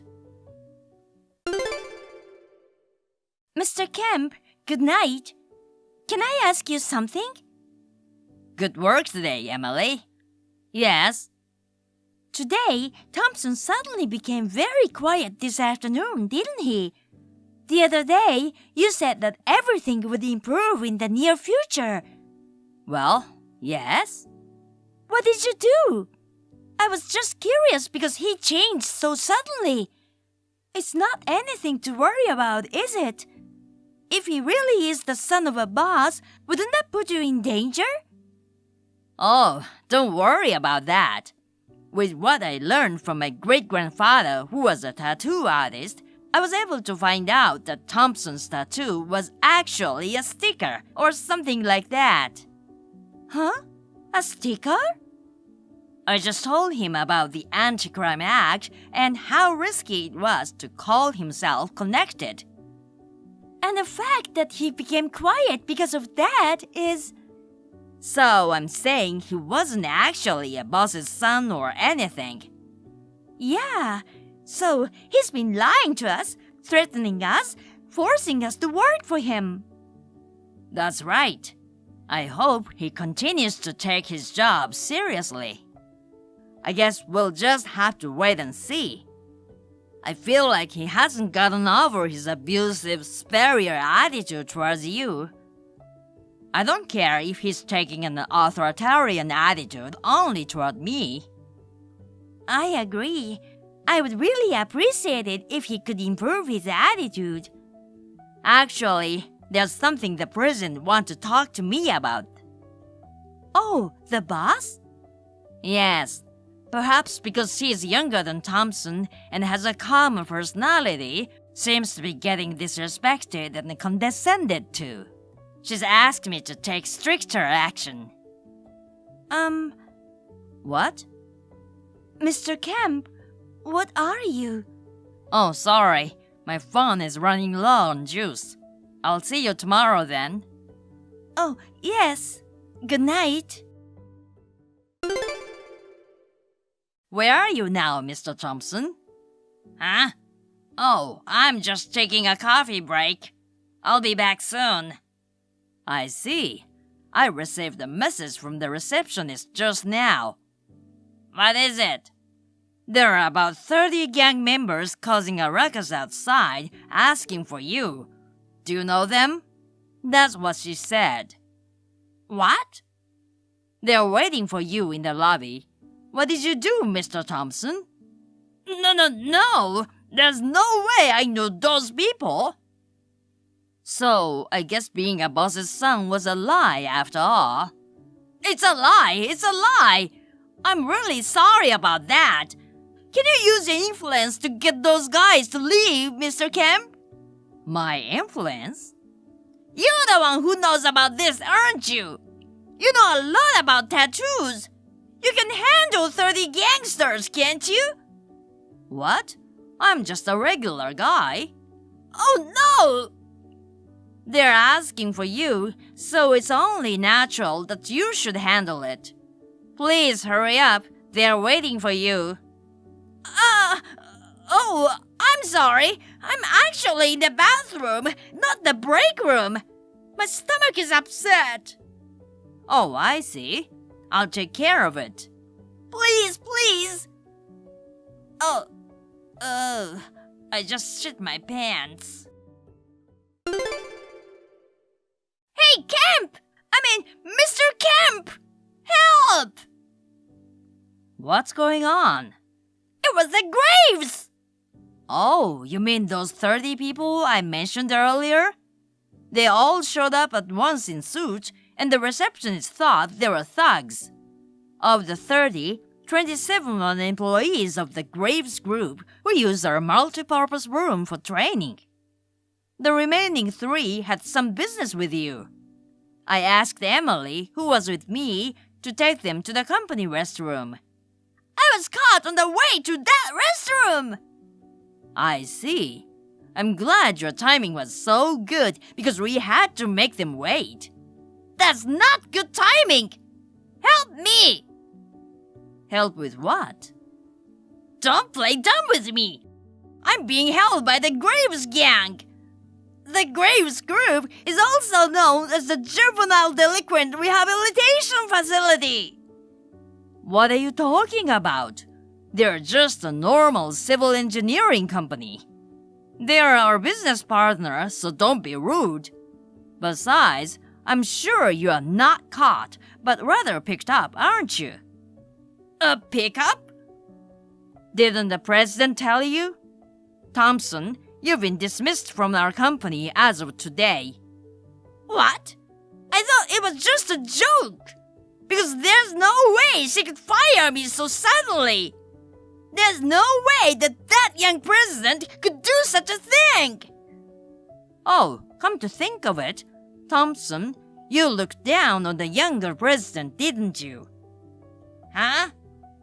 Just because you couldn't force me a new hire and Emily to do your job anymore, I can't believe you tried to force the president to do your job. And your threat was, I'm a boss's son. I told you about the Anti-Crime Act, didn't I?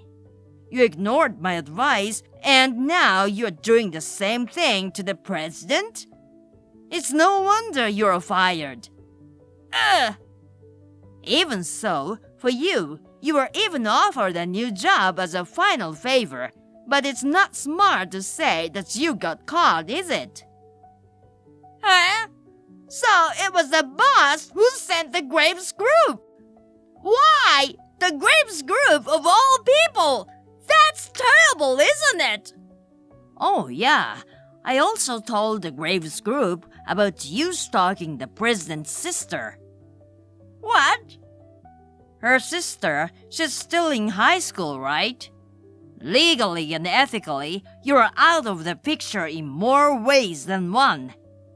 It's no wonder they think you need to be rehabilitated. I hear she's in the process of filing a claim for compensation, so please be prepared for that. Wait! No, it's not my place to tell you anymore. Wait a it!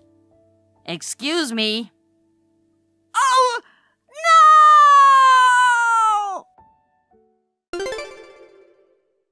no!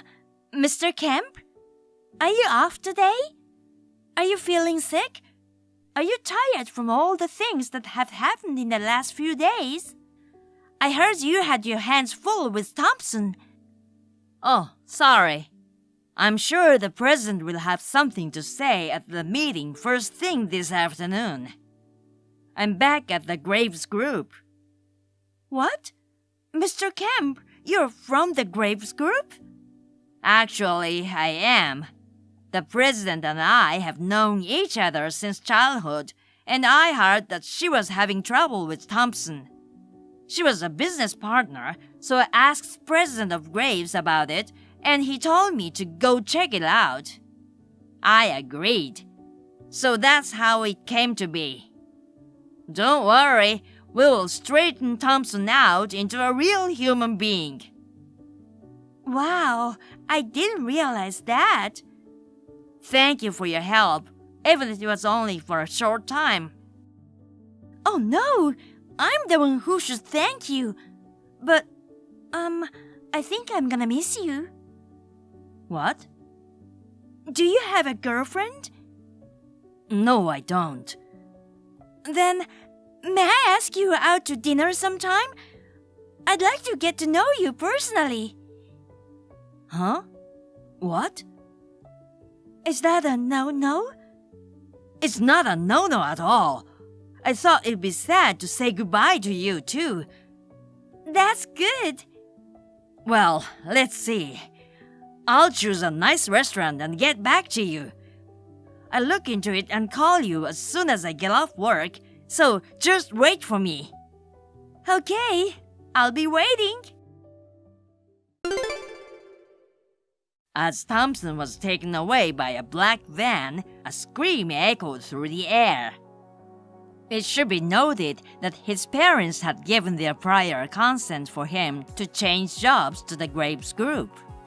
When I told them that he was claiming to be the son of the gang leader, they said, "We have been farmers for generations," as their shoulders slumped and they let out a sigh. Work at the Graves Group began immediately the day after he was picked up. Surrounded by senior employees who are athletic in a good sense of the word, he seems to be having a very hard time. I hope they will keep up the good work and beat his warped personality back into shape.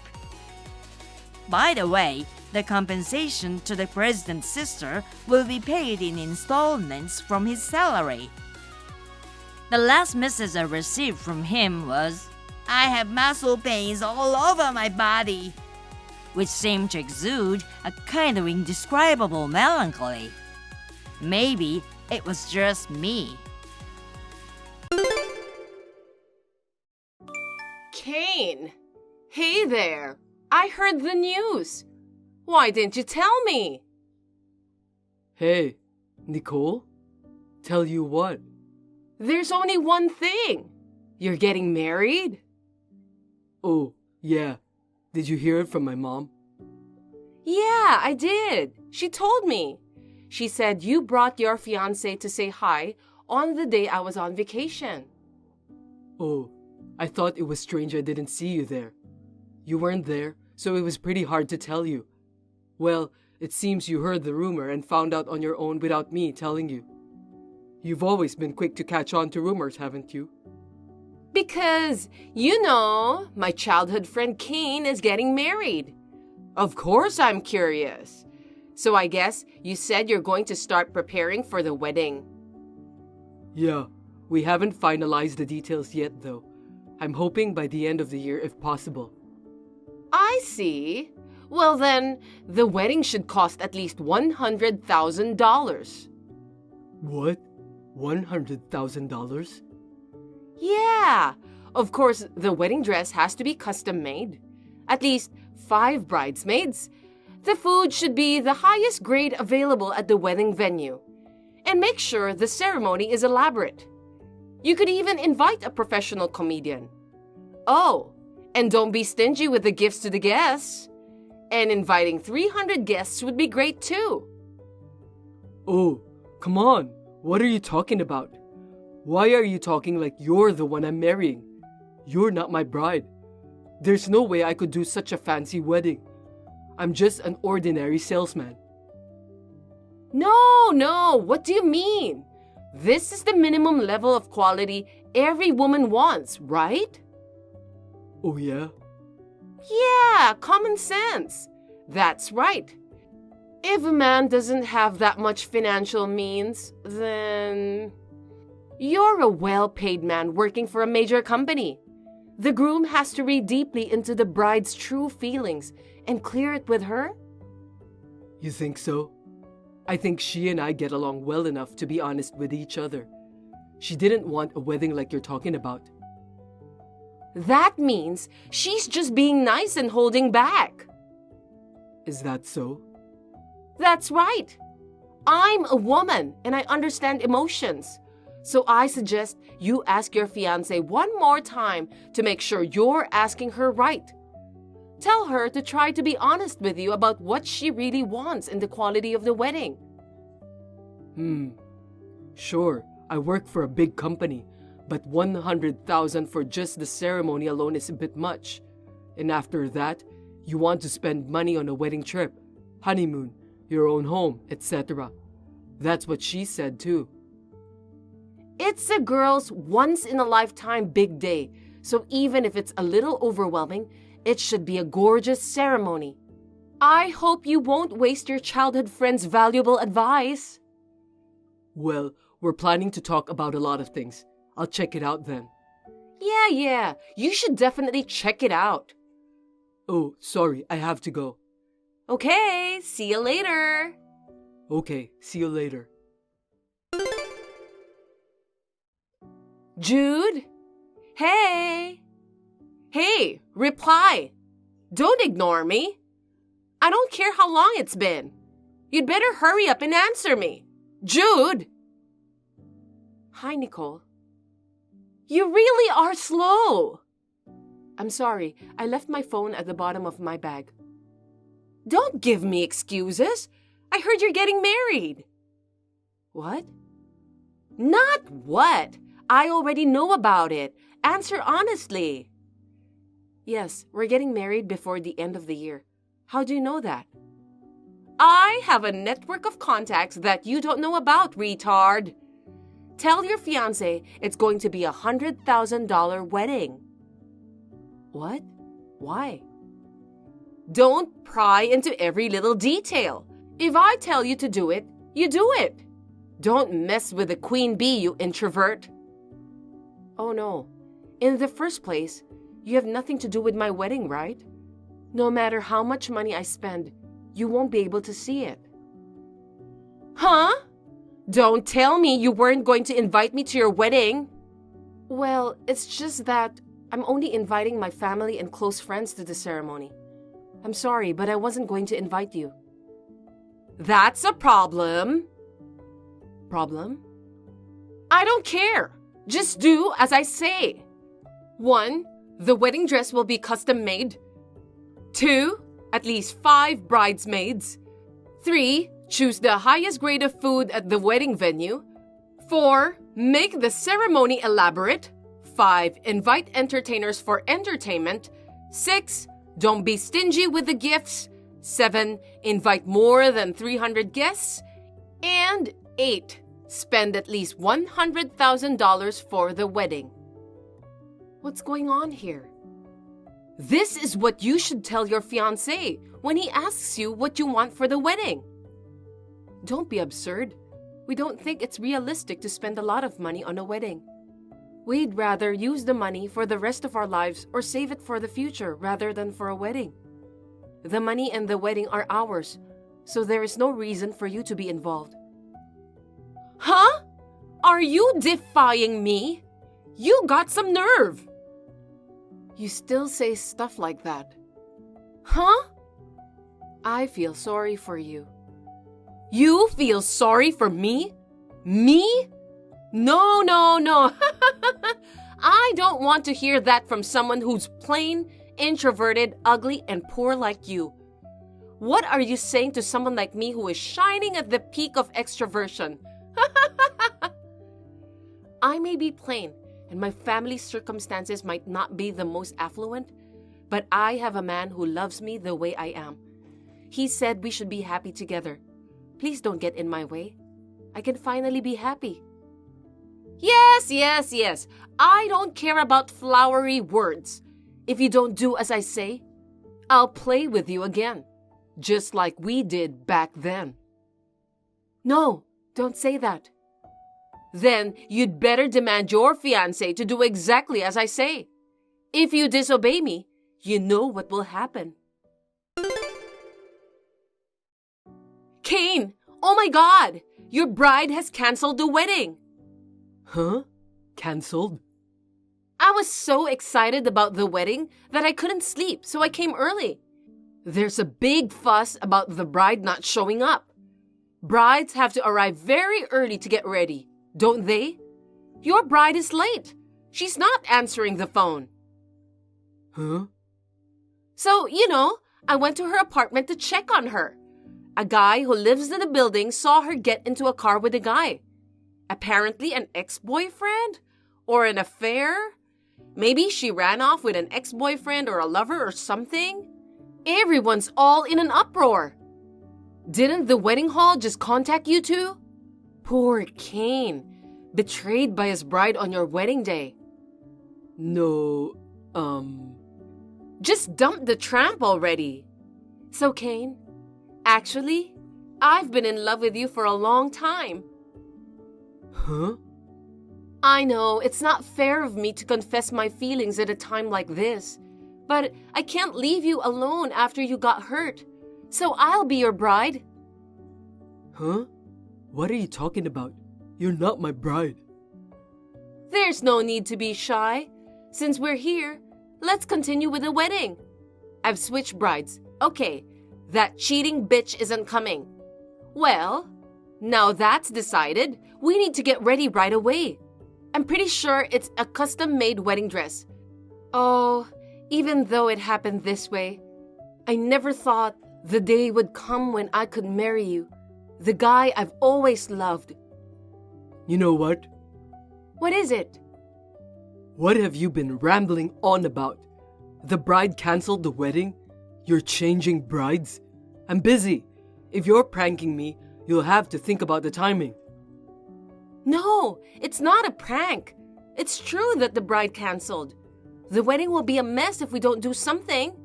That's why I'm going to be the bride.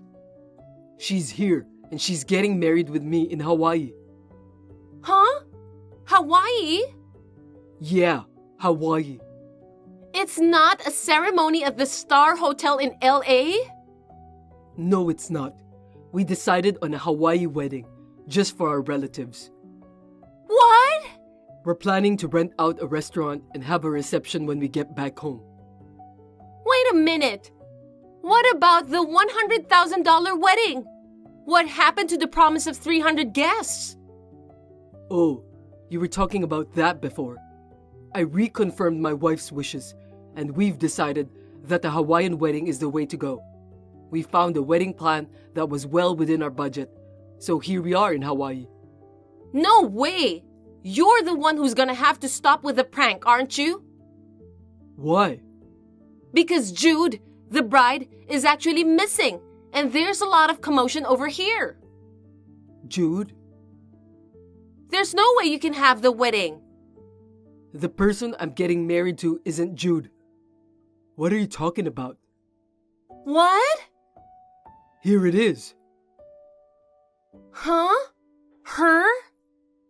A picture taken by the photographer just now. My bride is this girl. This person! It's Mary! Yes, she was one of our seniors, the student body president at the time. We met again when we started working at the same place, and we've been dating ever since. So she's my bride. What?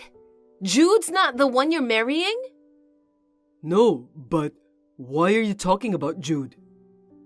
Because you've been dating Jude since high school. Huh? That's why I was waiting for the day you and Jude would break up.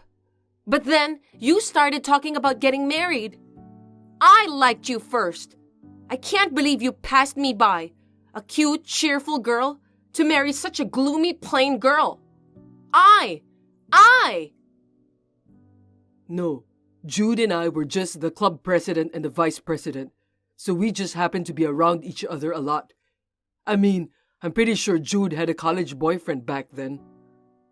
No way! A college boyfriend for such a plain girl? There's no way! Wait a minute. Now I remember. I remember hearing from someone that Jude was getting married around the same time as me. Don't tell me you did something to Jude. No? You did something to Jude. Something that could ruin Jude's wedding. You know what? I'm going to call some people now. If you think that you've done something wrong, you tell Jude's family the truth right away. Kane? Help! What? What should I do? I've been sued for damages. They want me to pay for the wedding cancellation too. I can't pay $40,000. What am I going to do? It's from Jude, isn't it? That's right. She said she had to cancel the wedding because of me. It was Jude who canceled the ceremony. Why do I have to pay for it? It's your fault they had to cancel. You have no choice but to pay. What? It's the result of your misunderstanding and assumptions. And you didn't even check anything. Moreover, you were planning to hijack the wedding from the beginning, weren't you? That's why you were pushing Jude and I about a $100,000 wedding. Totally, you're in the wrong here, aren't you? But... But. I was in Hawaii, so all I could do was contact people I knew. Jude was taken away in the morning by you. She was locked up in your shed until almost noon when everyone was out for the day. Furthermore, I heard that you ran away from the wedding venue instead of apologizing. Jude had her precious wedding ceremony ruined. And considering how painful it must have been for her to be treated in such a terrible way, I don't think you could be more grateful paying $40,000 to get it over with. So, I don't have that kind of money. I was wrong, yes, but I can't pay $40,000. Then you're going to have to go to the police. The police? That's what you did to Jude. So what's the big deal? They're going to have another wedding later. And I think that's enough. I can't believe the words big deal came out of your mouth. You're trash. I don't care what you say. I just wanted to marry you. I couldn't let another woman marry you, especially a clueless girl like Jude. That's why I tried to be your bride. Then why didn't you just tell me? I wouldn't go out with a woman like you, even if heaven and earth were to turn upside down. Jude is not my wife, but she is my friend. I don't want someone who would ruin someone else's wedding as a friend, even if I knew her from childhood. Oh, Kane. I no longer know you. What? I don't know what someone like you would do to my wife. No, wait! Don't ever let me see your face again. Oh, please, wait! My mother told me what happened after that. Nicole was so in despair about paying the $40,000 and other fees that she shut herself away in her room. So her parents took over the payments. Of course, this is not the end of the story. Her parents said that they only temporarily paid the $40,000 in her place. They moved out because they were worried about their neighbors' prying eyes. But Nicole moved to another place. I don't know the details, but I heard that she was hired as a live-in worker at a sweatshop that was always short of workers. While working there, she is living in extreme poverty, using most of her salary to pay back her parents. Now, I just hope that she will become a true human being who can understand her own sins. Sis, listen! Hey Jessica, what happened? It's really funny. I poured beer on a customer today. What? What are you doing? I was pissed off at the customer's attitude. Then the manager told me not to come back tomorrow. I lost my job, and so I'm unemployed from today. Well, it was just a boring part-time job. Really? I'm sure they would have fired you for that. But I couldn't help it. I was so pissed off. So, I'm moving in with you starting tomorrow. What do you mean by that? Why are you moving in my house? I haven't heard anything about that from my husband. Because I haven't told my brother anything yet. I know he'll tell me to go back to my parents' house because he's an annoying brother. That's why I'm telling my sister-in-law. I'm your sweet little sister now, so you will listen to me, right? But I have to check with my husband.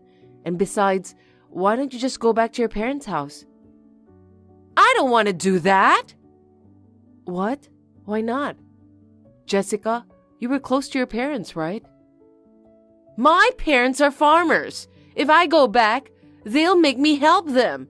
And I won't be able to hang out with my friends in the countryside.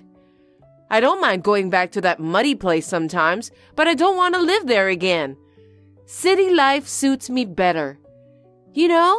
I'm like a city girl, right? I'm skinny and cute. That's why the countryside doesn't suit me. That's your only reason? It wouldn't make much difference if there was just one more person in your house, right? I don't think so. I have a daughter in high school. I'm sure she'd reject it more than my husband. Michaela, right? Wow, she's in high school now? I met her when she was just a little girl. I know. So would you look elsewhere instead of my house? If you can't find anywhere else, you should contact your parents. And I don't care how pissed off you are at the customer's attitude. If you pour beer on them, of course, you'll get fired. You're responsible for your own actions. Why are you so cold? We're not related by blood, but you used to treat me like a real sister. Or have you forgotten the old times? I know, but it's not so easy situation. I have a family too. If you really don't have anywhere to go, I'll try to talk it over with my husband. I told you, I don't have anywhere to go. Actually, I tried contacting my parents, but they said no. Really? I don't think they'd say no. I think I've heard that farmers are always looking for people to help out because it's so hard work. Maybe you just haven't contacted her because you don't want to work for a farmer? What? So you don't believe me? That's terrible! It's not like that. But I'm already ready to live at your house. What? What do you mean? I'm at the front door of your house right now. So even if you say no, I'm going to move in, even if I have to force myself. You never had a veto right from the beginning, okay? I just messaged you first as a courtesy. What the hell are you thinking? It's just until I find another job. I don't plan on staying that long. Okay, I'll explain it to my husband. Just make sure you find a job, okay? Thanks! Well then, I'm your new family member in the house now.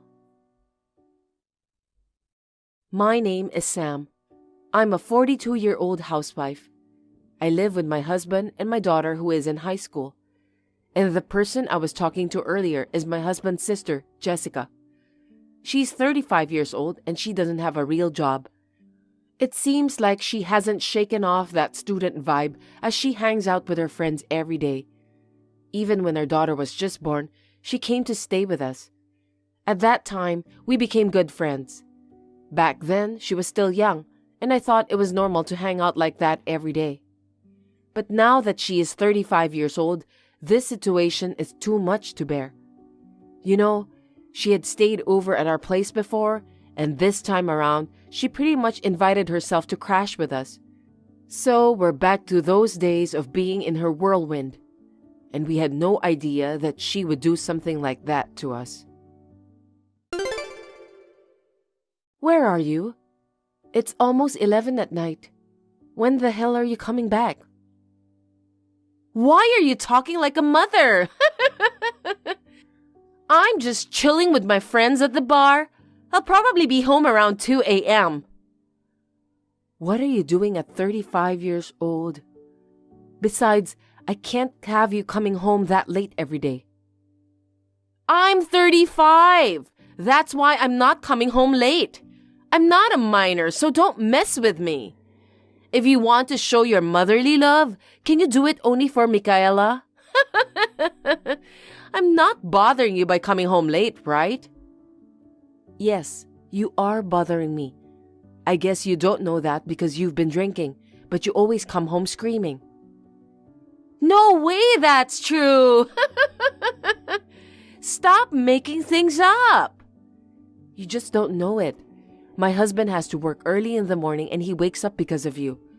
Moreover, Michaela is in an important phase right now, and she has things she needs to focus on.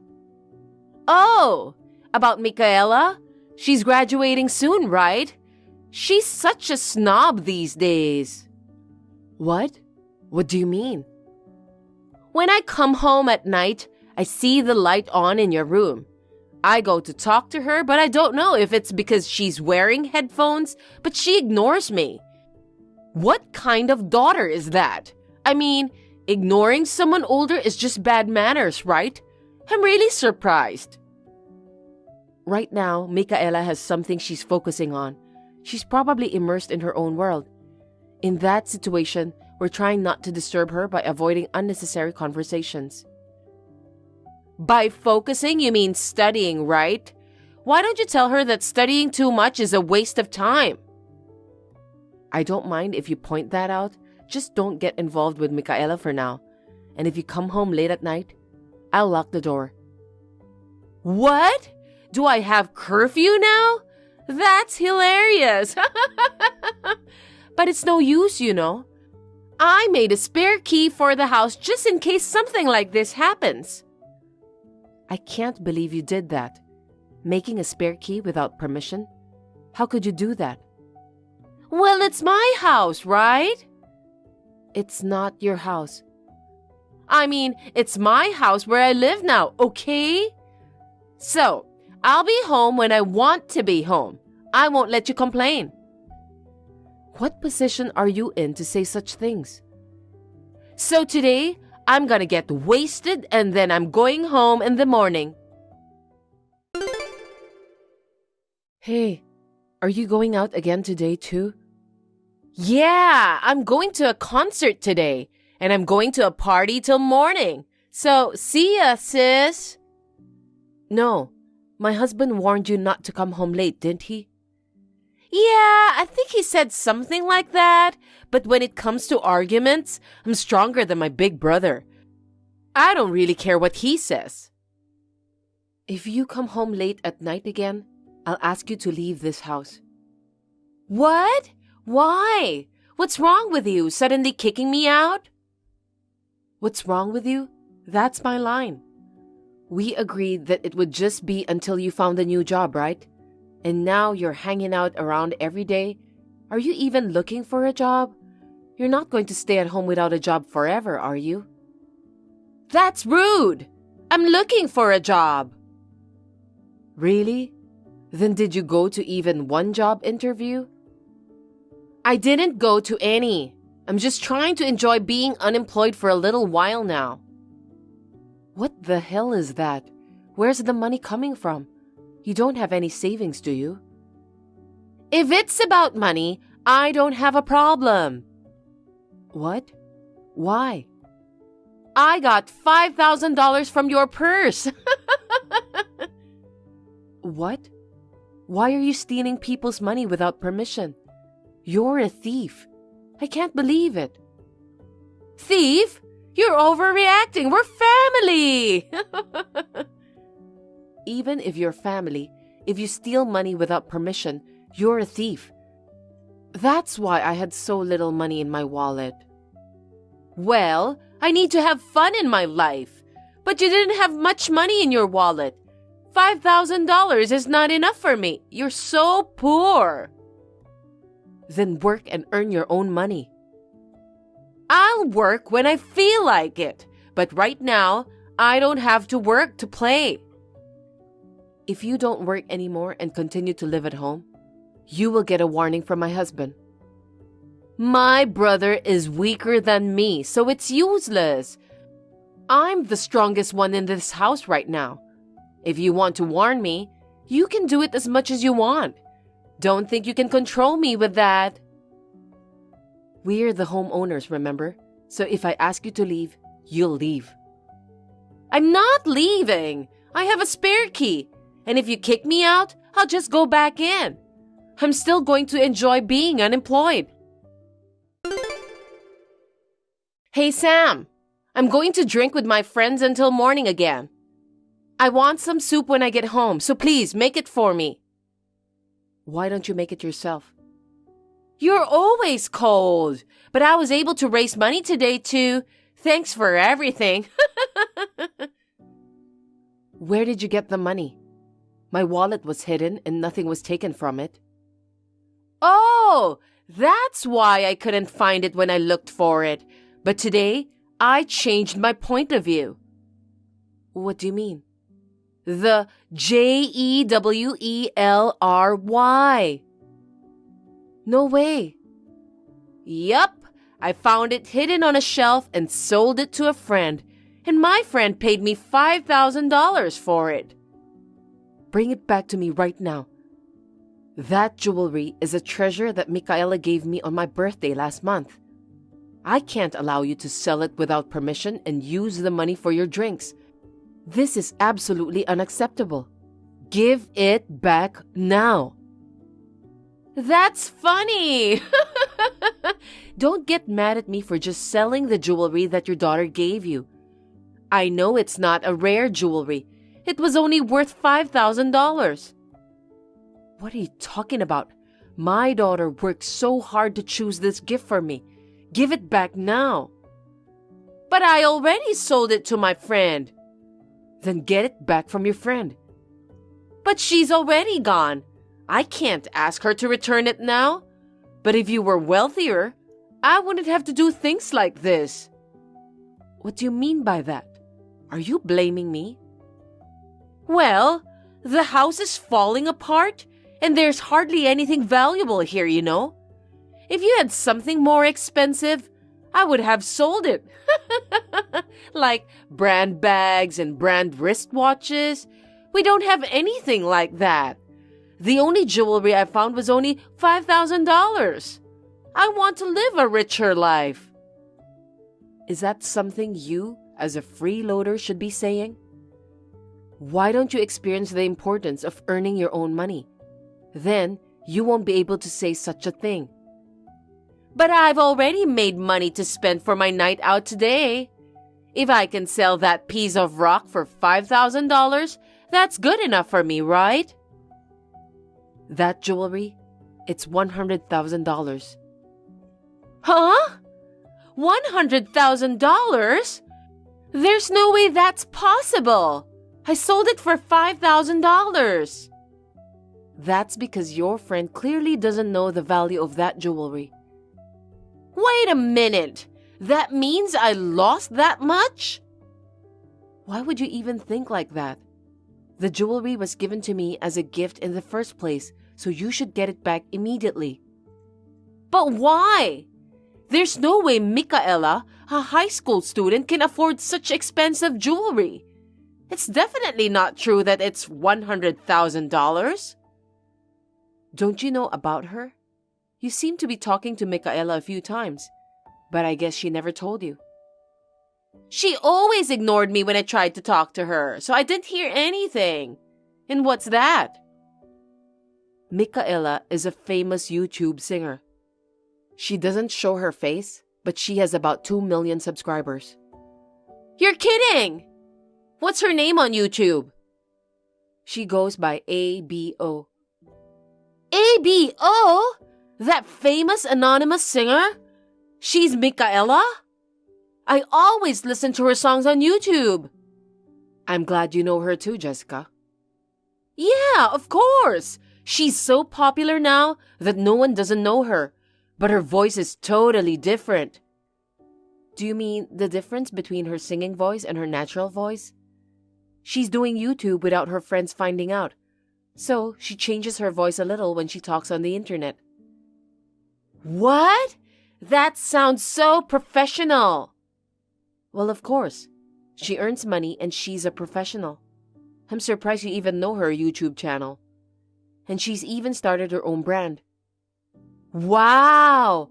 By the way, how much is her income? I guess it will be $300,000 a year. She just started 8 months ago. What? She's that rich? Then why do you live in that shabby house? I thought you were a poor family. I would never have thought that there was such a big star in this family. My daughter suddenly became rich, but we are happy with the life we already have. We've never been that extravagant. I see. So, the jewelry Micaela gave you? You said it was worth $100,000? Was that true? That's what I said, right? You'll return it, right? If you don't, I'll file a claim for damages, okay? I'm contacting my friend about it now, so please wait for me. But I didn't think she had that much money. Then I don't have to work anymore. What? What are you talking about? It's enough money for me to live and go party every day. About $6,000 a month is enough for me. Micaela is a kind kid, so I think she'll lend me some money. I don't think that's possible. Why not? It's not impossible.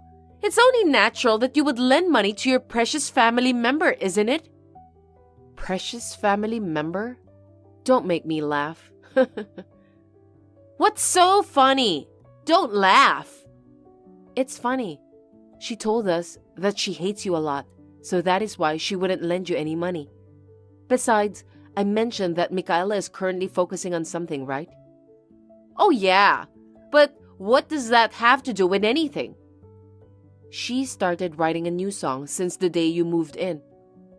What? So what? She said she wrote the song while thinking about you, whom she hates.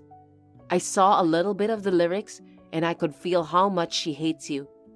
When I think about that song, it's pretty silly for you to talk about money and consider yourself an important family member. Why? Did I do something to Micaela? You stay at my house like you own the place, and you disturb Micaela late at night. You stole money without permission and did whatever you wanted. So yeah, you did a lot of things. She said just being in the same house with someone like you is irritating. Then why didn't you just tell me directly? She always ignores me when I talk to her. That's Micaela's way of expressing herself. By the way, that new song is going to be uploaded on YouTube today, so why don't you check it out? I don't know if you will be mentally strong enough to handle it. I don't know if I'll have the mental capacity. But you can't talk bad about me like that. Wait a minute. What's wrong? I just got a reply from my friend who sold the jewelry for $5,000. She told me she sold it at a pawn shop. What should I do? What? No way. But if you explain the situation to the pawn shop, they will give it back, right? She said she got $100,000 from that. I told her that that's my money, but she won't listen to me. I told them to give it back, but she said it was my fault for not knowing the value of that jewelry. Well, that is true. Then you will have to buy it back from the pawn shop. Go get it back before someone else buys it. How can I do that? I can't afford $100,000. I don't even have a job. Then why don't you work? No way! I still want to enjoy my unemployed life. But you have to start working tomorrow. What? What do you mean? I've talked it over with my husband, and he won't let you stay at home anymore. That's terrible. Then how am I supposed to make a living from now on? Get out of my house and go to work. I don't want to work. I want to live as an unemployed for the rest of my life. Even so, I've already contacted them. Contacted who? Your parents. They will pick you up tomorrow morning, so you should go back home with them. Why are you being so selfish? I don't want to hear it from you, who's done whatever you wanted at our house all this time. I don't want to go to my parents' house. I'm fine working somewhere, but not with my parents. I'll get a part-time job somewhere in the city. I'm not going to let you work alone because I don't feel safe with someone who gets fired for pouring beer on customers when she gets a part-time job. It would be best to have my in-laws keep an eye on you, right? From tomorrow, you will be an asset as a farmer. Good luck with that. No!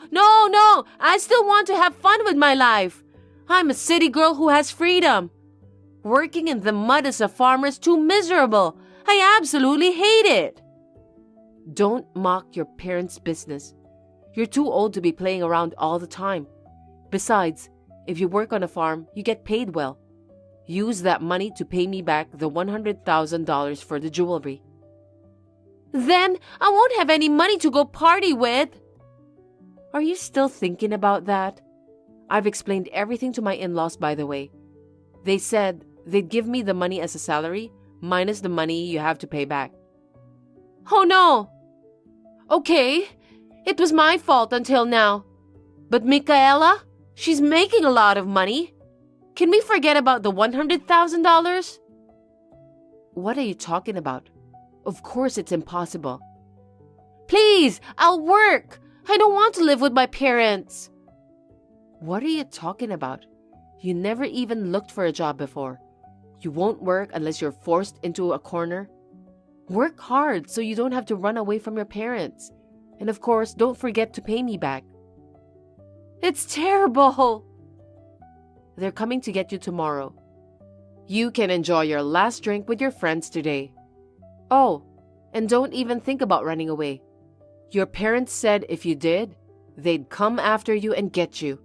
Then you'll have to live with even more strict surveillance and work. Goodbye. The next day, her parents came to pick up Jessica, and she was safely taken away. She is now working as a farmer under strict parents while crying. The $100,000 jewelry Michaela gave me was never returned after all.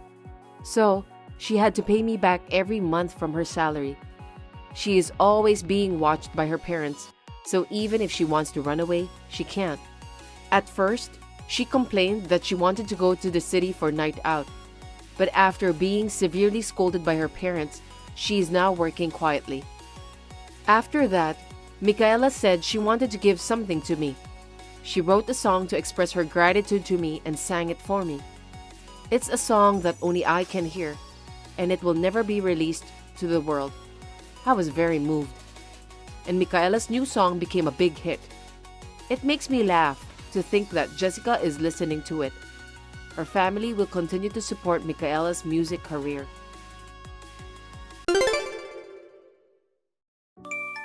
Hello, Sarah. Thank you for the other day. I'm becoming a PTA committee member for the first time, so I hope you can teach me a lot of things about it. Hey, Anna. Sure. Let's do our best for a year. Definitely. I'll do my best. At our kindergarten, the committee members are quite busy. I'm sure it's a lot of work for a first-timer. I'm sorry you got appointed. No, I'm rather happy.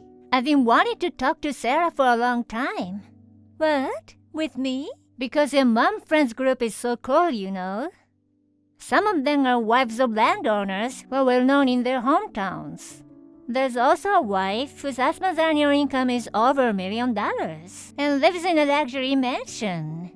And there's also Miss Nicole, a real heiress from a super prestigious family. It's like a celebrity mom friends group, isn't it? Everyone dreams to be one of them. So, I am really lucky to be close to you. My husband isn't an ordinary office worker, so I don't really have the chance to talk to people in that kind of chosen group. Chosen group? It's not that big of a deal. It's just that we live close to each other and our kids are in the same class. But it's still so cool. I'm glad to be a committee member with you. I hope we can be a great team. I'm glad to hear you say that. I hope for that too. I was wondering if you want, let's have a mom friends gathering at our place so we can know each other. Mom friends gathering? Actually, I'm a hotel owner. My husband is a very average office worker, but I'm a business owner. Have you heard of the Silver Lining Hotel? It's a bit far from here though. What? Yeah, I know the place. I've been there. It's a nice hotel. I'm not to brag, but yeah. The rooms are clean, the view is nice, and the bath is spacious. I'm proud to say that the service is excellent. So, I'd like to hold a gathering at our hotel. We will prepare a suite room and lunch for you. So, why don't you feel like taking a day trip? We also have a kids room and other facilities for children in the hotel. So, you can bring your children along with you. I'll also give you a discount as you're my friend now. Are you sure? That's very nice of you. Of course, we're friends. Don't be shy. Besides, other moms are used to staying in the suites, right? I'm not sure if they will be satisfied with a $3,000 per night room. A $3,000 room? Are you sure we can stay in such a luxurious place? Yes. If I can get close to those cool moms, I'm okay with this. Well then, I'll take you up on your offer. I'll wait and see what everyone else has to say. That's fine. If everyone is interested in joining, please let me know their contacts. It's faster if you communicate directly with each other. Sure, I'll ask everyone. Thank you very much. Good morning, Anna. I'm at a meeting place you told me about. But everyone else didn't show up when it was time to meet.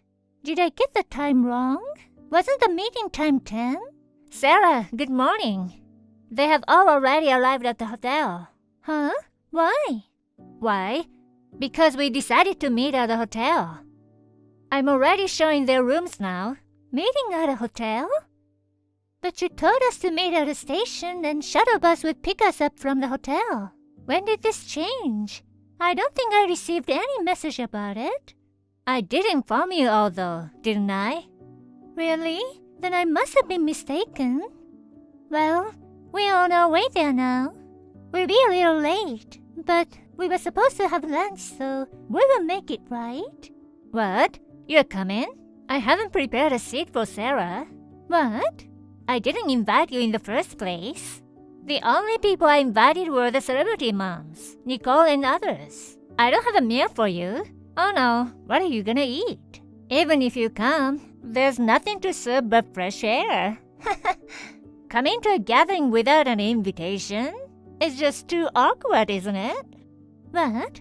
But you asked me at first to have a gathering with me. Well, I'm very sorry. Only celebrities above a certain level are allowed to come to a hotel. Poor people are not allowed. What? Poor people? That's because you are. Sarah, you're always wearing cheap clothes and bags. And your face obviously can tell you that you're a poor person. You look out of place from the crowd of celebrity moms who wear branded clothes. It looks like you're just taking advantage of the celebrity moms. It's beyond ridiculous. It's pathetic. Also, you said that a suite that costs $3,000 a night is luxury. It's beyond shameful that such a poor person wants to join us. What? When people who don't have a common sense like you come, it lowers the class of the hotel, you know. It'll be embarrassing to see you get all excited like an outsider. So, please don't come to our hotel by mistake. If you have money for luxury, why don't you save it? It's hard to being poor, isn't it? Even if you want to stay in a $3,000 room, you must have worked hard for a year to save up the money. Or, is 1 year not enough? I've never been poor, so I can't imagine what it'd be like. Why do you say such horrible things? What did I ever do to you? Did you lie to me when you said you wanted to be friends with me? You didn't do anything to me, but I can't be friends with a poor person. I just used you to close with celebrity moms. Now I have the celebrity moms' contacts. I'm done with you. Thank you for helping me. I'll join the celebrity moms group from now on. Why don't you stay at a cheap hotel if you're poor? Anna, I'm sorry to bother you. Do you have a minute? I'd like to ask you something. Yes, of course. What's wrong, Miss Nicole? Was there something in your room that bothered you? Sorry, I just showed you around and went back to work. No, the room is very clean and spacious and has a nice view. I'm very happy with it. I'm glad to hear that. I did my best to get you a nice room. So, what is it that you want to ask me? Sarah hasn't arrived yet. I wonder what's wrong. I've sent her a message, but I haven't received any reply. Since it was you who organized this, I thought you might know something about it. Don't worry about her. She told me she can't make it today. Huh? She won't attend? Why not? She said she suddenly got sick. Actually, she messaged me saying she was sorry and she had to go back home. Oh no, really? Is it true that she's not feeling well? I didn't hear anything about that. I'm worried because everyone else hasn't heard anything either. It doesn't seem to be anything serious, so she's fine. She texted me in the usual tone. So maybe it's just a cold or something. Well, don't worry about that lady. Just enjoy your stay here. But Sarah left without a word to us. It's so weird. Something must have happened. I'm sorry, even though you've kindly invited us. I'm going back to check on Sarah, if you'll excuse me. Wait a minute. There's no need for you to do that. Anyway, she won't be able to enter our hotel. Poor people are not allowed to come in. If you're forced to bring her here, you'll make the lady even more miserable. Well, I'm fine with that. It might be as interesting as today's entertainment show. Excuse me? Wouldn't the person look so out of place in this hotel? She's wearing cheap clothes and she looks kind of poor overall. She looks out of place among the celebrity moms group. To be honest, she doesn't match up well with you and other celebrity moms. Don't worry about the poor lady catching a cold or not. How dare you? How dare you be so rude? Because, in fact, it's true, isn't it? She's just a parasite on you and the others, isn't she? You should take this opportunity to cut ties with her. Celebrities should get along with other celebrities. From now on, I'll entertain you all on her behalf. Forget about the poor lady and you should enjoy your stay here. Now, our chef has prepared a delicious lunch for you. I'm sure the poor lady won't understand the taste, and you celebrities will be satisfied. I'm sorry. We're going to have to leave now. But if Sarah is banned because she's poor, I'm not even allowed to enter the premises.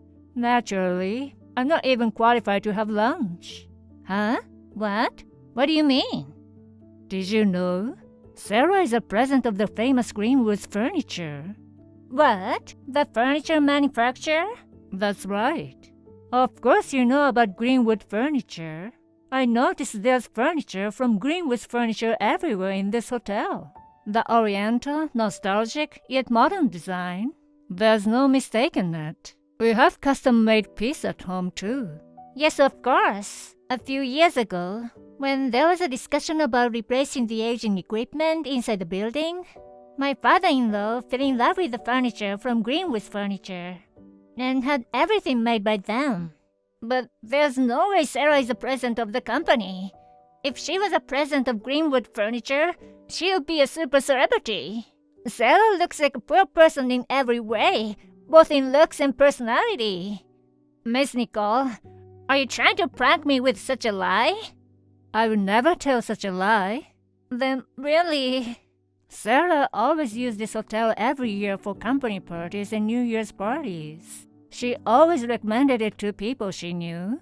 because the bath, the food, and the service were all very good. But the hotel called Sarah a poor person and banned her from the hotel. No, I didn't know. Oh, you can treat your guests like this if you don't know. Especially when you've invited a valued guest to the hotel. I can't believe that the president of the hotel, the face of the hotel, would say such a thing. That shows the depth of your character. No. Seriously, I didn't mean it that way. That's enough. Whatever your intentions, I cannot be friends with someone who disrespects my friends. I'm afraid a celebrity like you have somewhat has different tastes than mine. I'm sorry I am so poor, but who's out of place? I will never cross the grounds of this hotel again. Have a nice day. No, wait a minute!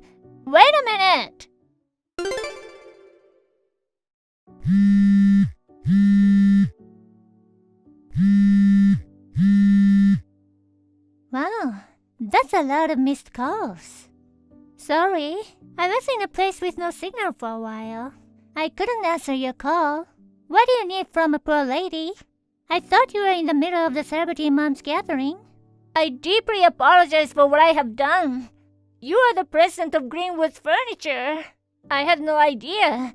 I didn't know until Miss Nicole taught me. I'm really sorry for being so rude. No. It's my fault too. I didn't know that a poor person like me shouldn't go to a luxury hotel. I'm sorry for the trouble I caused you. I misunderstood that you invited me. I'm sorry for my poor face. I'm sorry for being a cheap brand lover. I don't think I'm a match for Anna, a celebrity who doesn't know how hard it is to earn $3,000. I'll never talk to you again. No, I'm really sorry. Not at all. Sarah is not poor at all. If I look closely, you look so elegant. That's a word that comes out of knowing my title, isn't it? I know deep down you're thinking I look poor. That's not true. Well, I understand your hotel's opinion on this matter. From now on, I will never enter your hotel. I heard that it will lower the prestige of your hotel. Our company's gathering will be held at a different location from now on. I've already asked my secretary to cancel the reservations. What? No, please continue to use our hotel. You're all welcome. I'm really sorry about what I did. No, you don't have to apologize anymore. We will also end our furniture sales contract. We will stop investing in you too. What? Investments? The first time I visited your hotel, I loved it so much. I had invested in it personally. About $50,000 a year. Really? Is that so? I didn't know that. You're a business owner, and you didn't know that? I have been relying on this hotel for both company benefits and product purchases. I did it as a gesture of thank you. But I can't go there anymore, so I'll stop.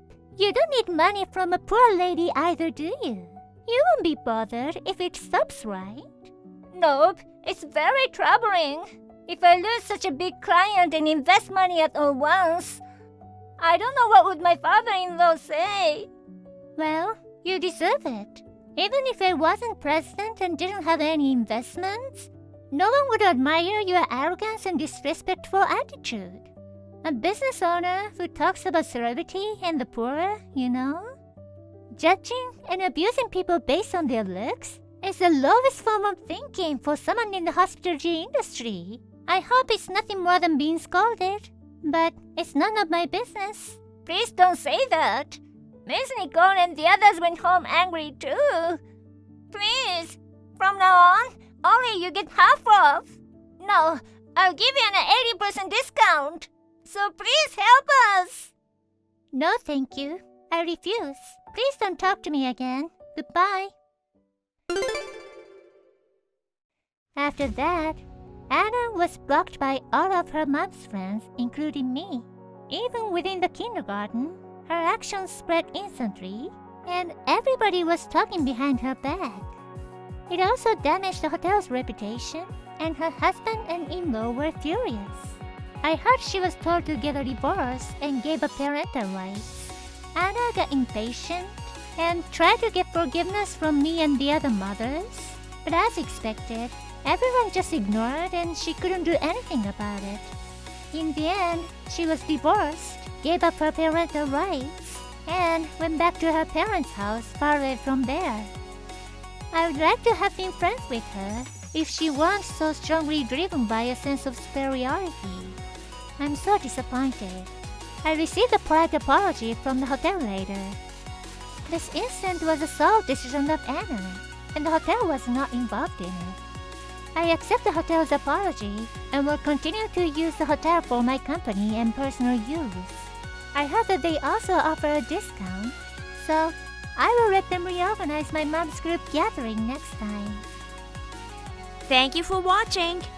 Please rate the video and subscribe to our channel.